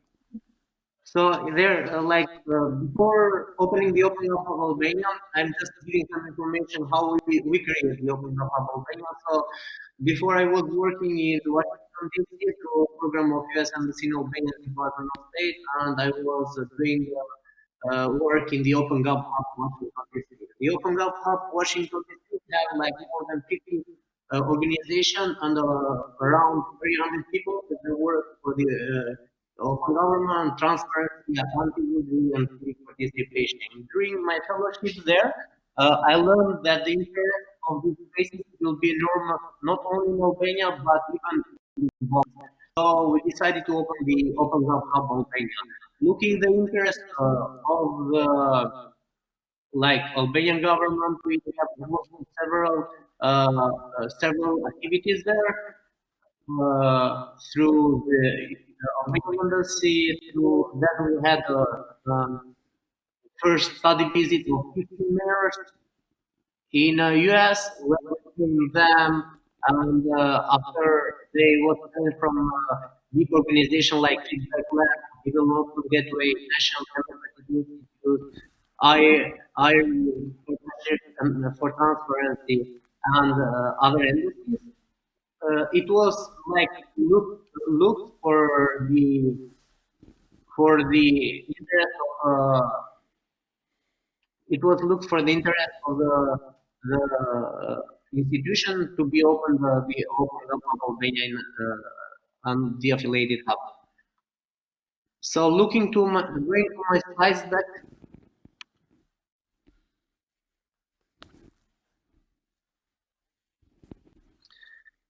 So why the OpenGov hub Albania?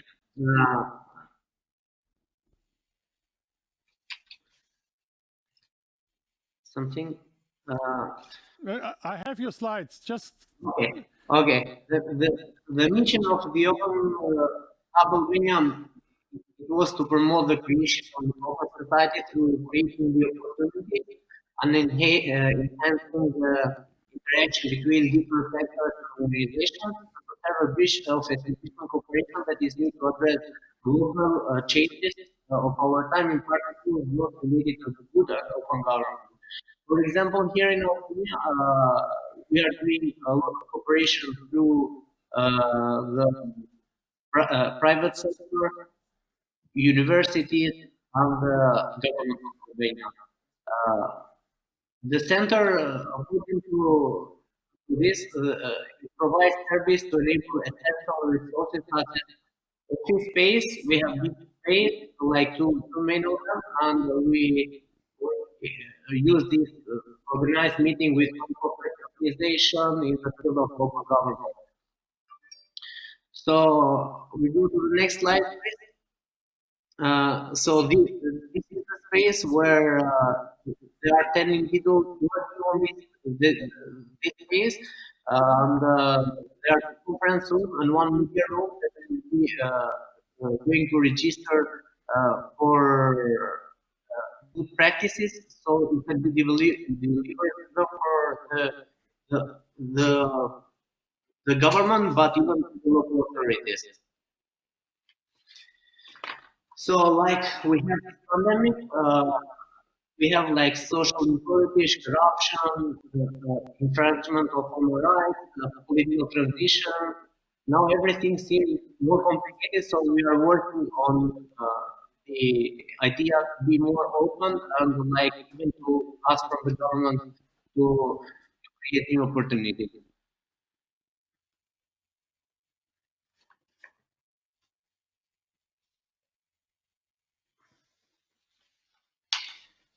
You hear me? We can hear you. Okay. During this pandemic time, the new technology of information have offered a tremendous help in the management of the pandemic and in this continuity of the normal daily life of the people and businesses started to continue to work and also their service fully online.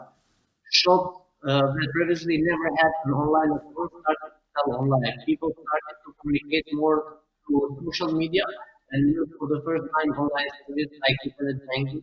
Now even universities are using offering all their classes online.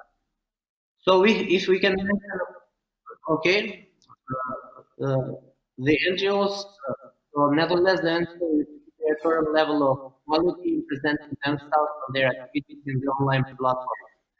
NGOs should be able to present to the online audience both audio and visual materials that are able to attract the people's reaction and attention. That's why this okay. Okay. Okay. But even through the technologies offer global opportunities that are so cool.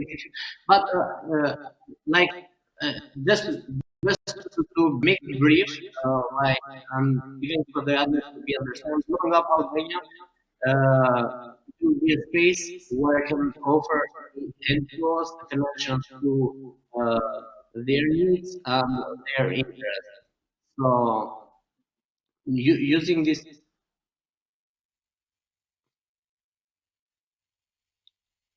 Yeah, Christian, you here? Yeah, we hear you. Okay. Given the threats to the global health, many countries have introduced measures aimed at containing the spread of the virus. Some of these measures have been taken in a rush without the use of domestic health process. Public gatherings are due to ban. People are ordered to stay home. Freedom of movement between and within national processes are being restricted. Surveillance measures are being used to monitor people movements, access to health. Care is restricted to emergency. Compliance is sanctioned and authorities are exercising special powers. We go to the next slide. So vulnerable groups will need growing support during the downturn that will follow present restrictions and the consequences loss of jobs and livelihood. NGOs should ensure that the needs of vulnerable social groups and other people in general are taken into account in post-pandemic policies, especially in relation to health and social issues. NGOs should also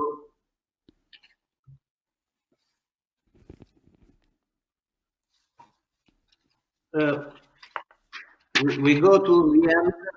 Christian, and you can make some questions.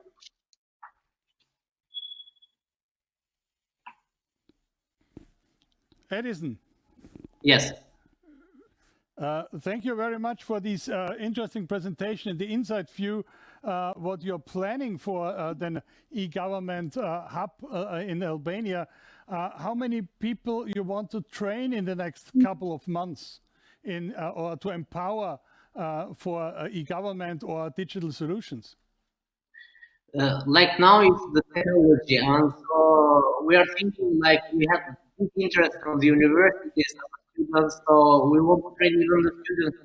And we think that now we have 3 universities who we are cooperating and we'll train the new generation, and after that, after having this interest of public administration like mayors that we train in US. And when they came back in Albania, they opened their website, their Facebook pages on transparency and accountability, showing in their web page how they spend the money, how they deliver the information. We have even the Albania, who is supported through the Open Government Partnership. So, like this organization is really helping the government, monitoring them, but even the civil society. And we do believe that next month that it will start the training of local authorities. First, it will be from the vice mayors, and after that, with the mayors and the other departments. And like even having the interest from other Ministry of Alliance, we are really hopeful that they will believe on us and they will cooperate. What can Edison? What can Europe do? How can Europe help Albania and digital government hub? For me, it will be the most important thing that I even see now is to be open. Because even now in COVID that I passed COVID, nowadays everybody said like, look, don't go out, you'll be dying. There is information. There will be stations. There will be information through the website. So you have to follow these criteria. So even European Union should be, from my point of view, more transparent. Not only through this, phase of COVID, but even through the statistics about our countries.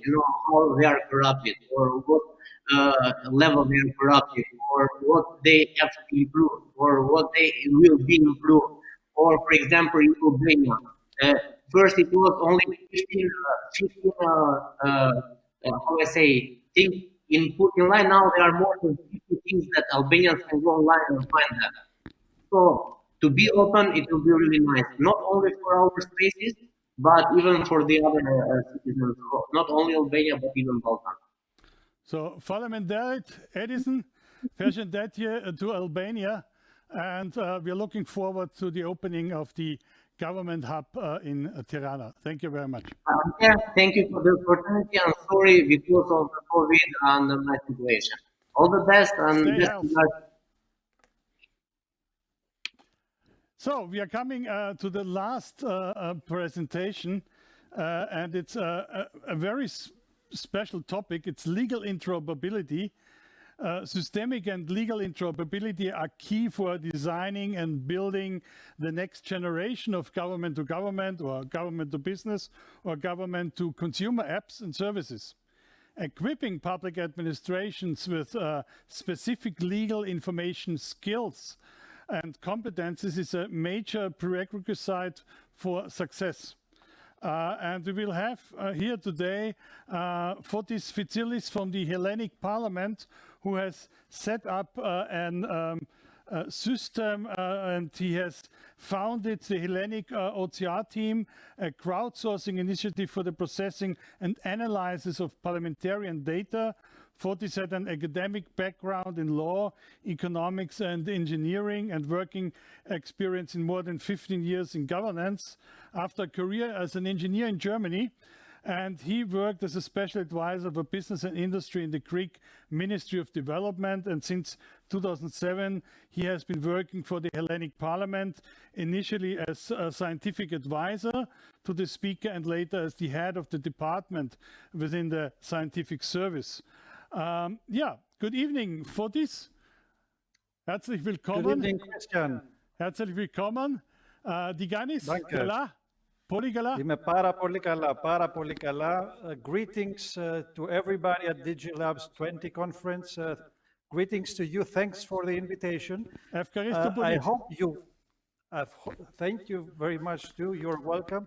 I hope you won't get mad with me because I know that late in the evening it's difficult for our audience and to follow, and I will try to make it as vivid as possible, but I will try to also to be concise and maybe make this presentation not last more than 15 minutes tops.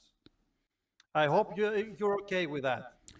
We are absolutely fine, yeah. Thank you very much, Christian.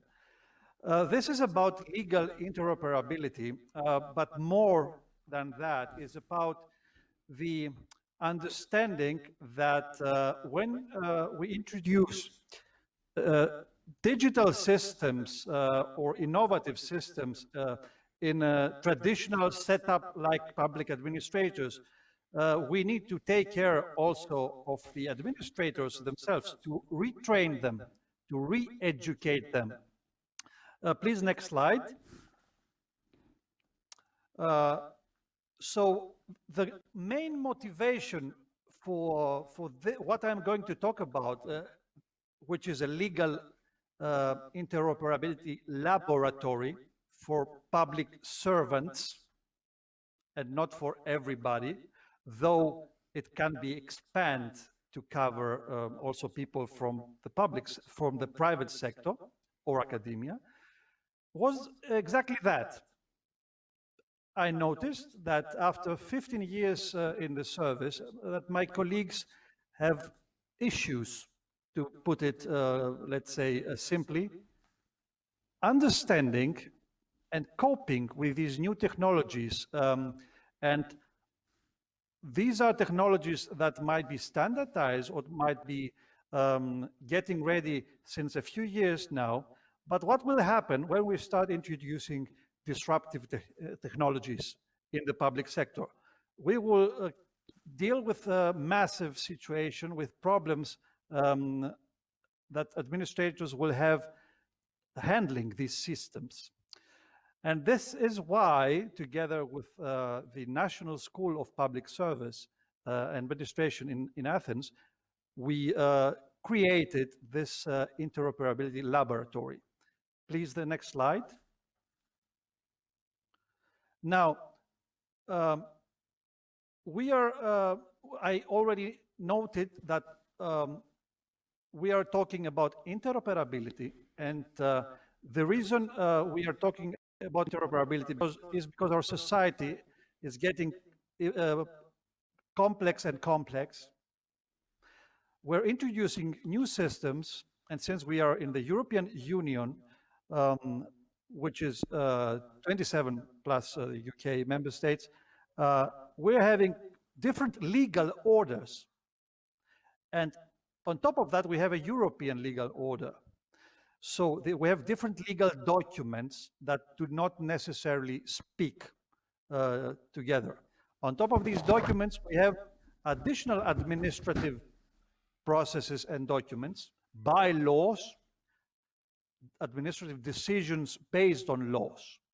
And all this ecosystem is not cooperating, is not talking to each other. This is why legal interoperability and systemic interoperability is needed. So system interoperability in order for the systems to talk, to put it plainly, to each other, and legal interoperability in order for the computers to be able to process documents or legal data, if we generalize that, across different legal orders. And we have to train our people to develop systems, to develop processes that are compatible with such systems. And we have to train people to operate the new technologies and tools that are being developed all the time. Next slide, please. Now, very quickly here, I will pass through the main actors that participate to this laboratory. It's the Hellenic Parliament I come from. It's rather obvious why the Parliament is a main actor. It actually is a legal data hub. Every legal information, or most of it, let's better said, pass somehow through the Parliament. Next slide, please.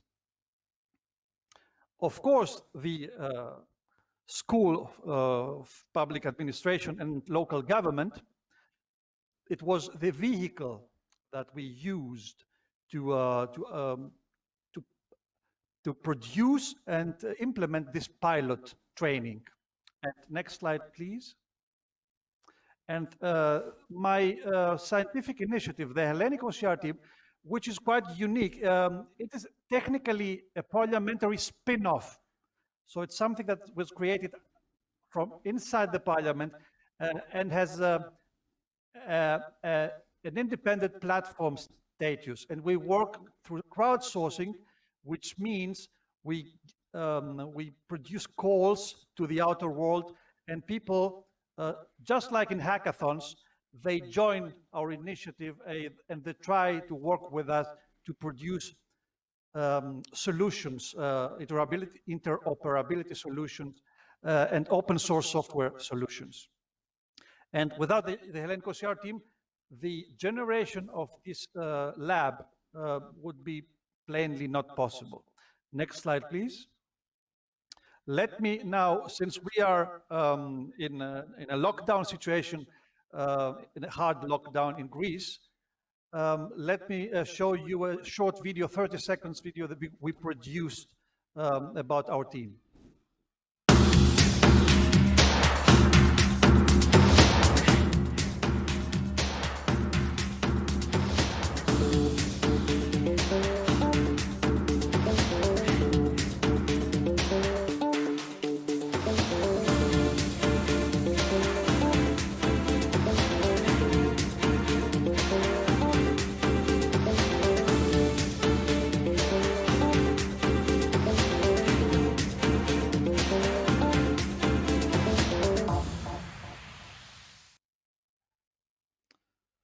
Now, why legal interoperability? Well, this is this goes hand in hand with legal informatics, since the whole conference lies in the greater realm of legal informatics, which is technically a science that is being developed at the interface between law and information technology.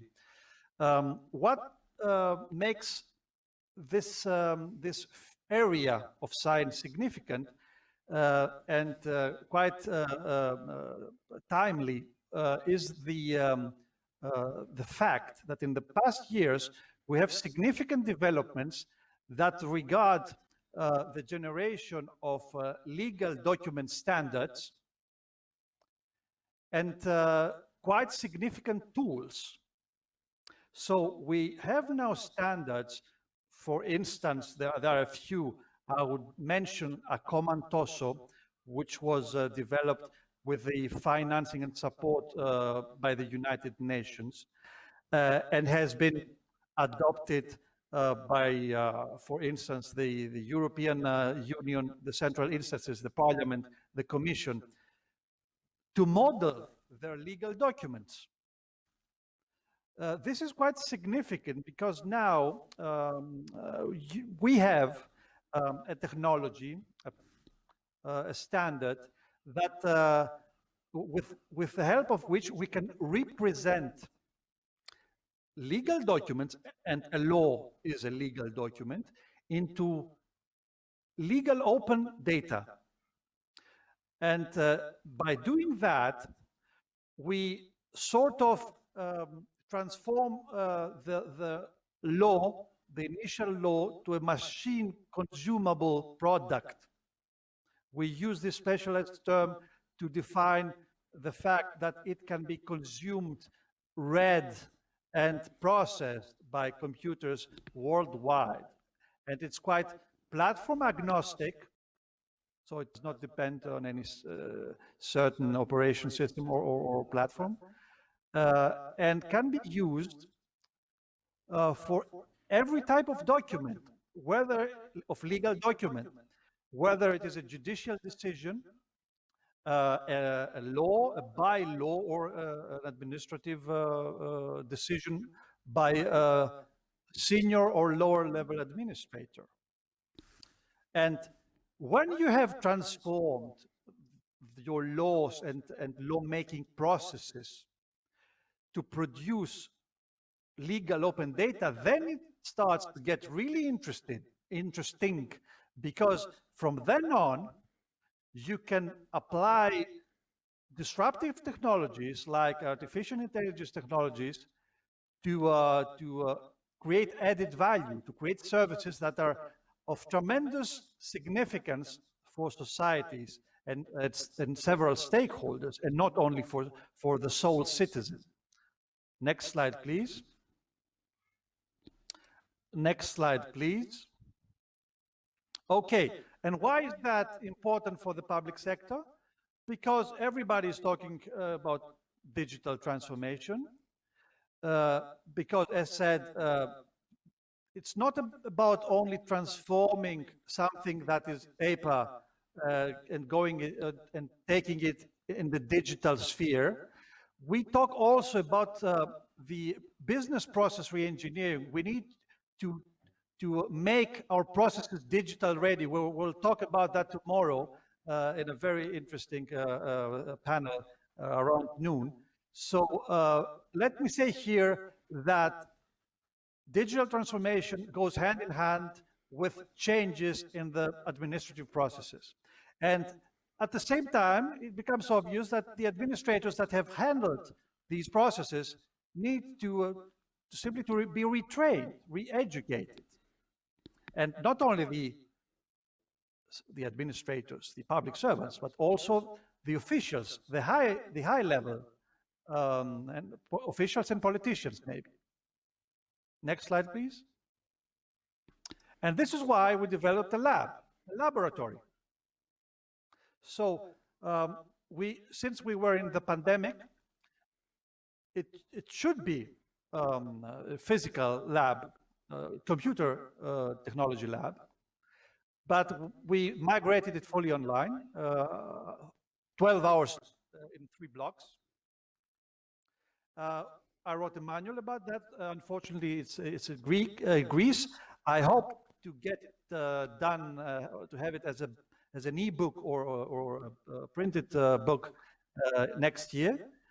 And we created an end-to-end training out of that, meaning we started with people that don't have necessarily any background in legal informatics or anything to do with legal technology.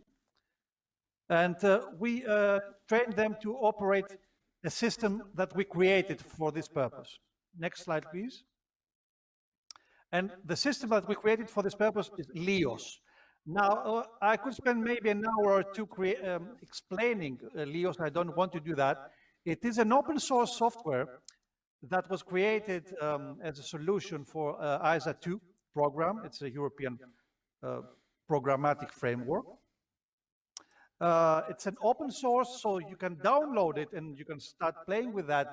But as soon as you do that, you will see that it's fairly difficult to handle. So we needed to significant energy and devotion in order to develop this interoperability lab. Next slide, please.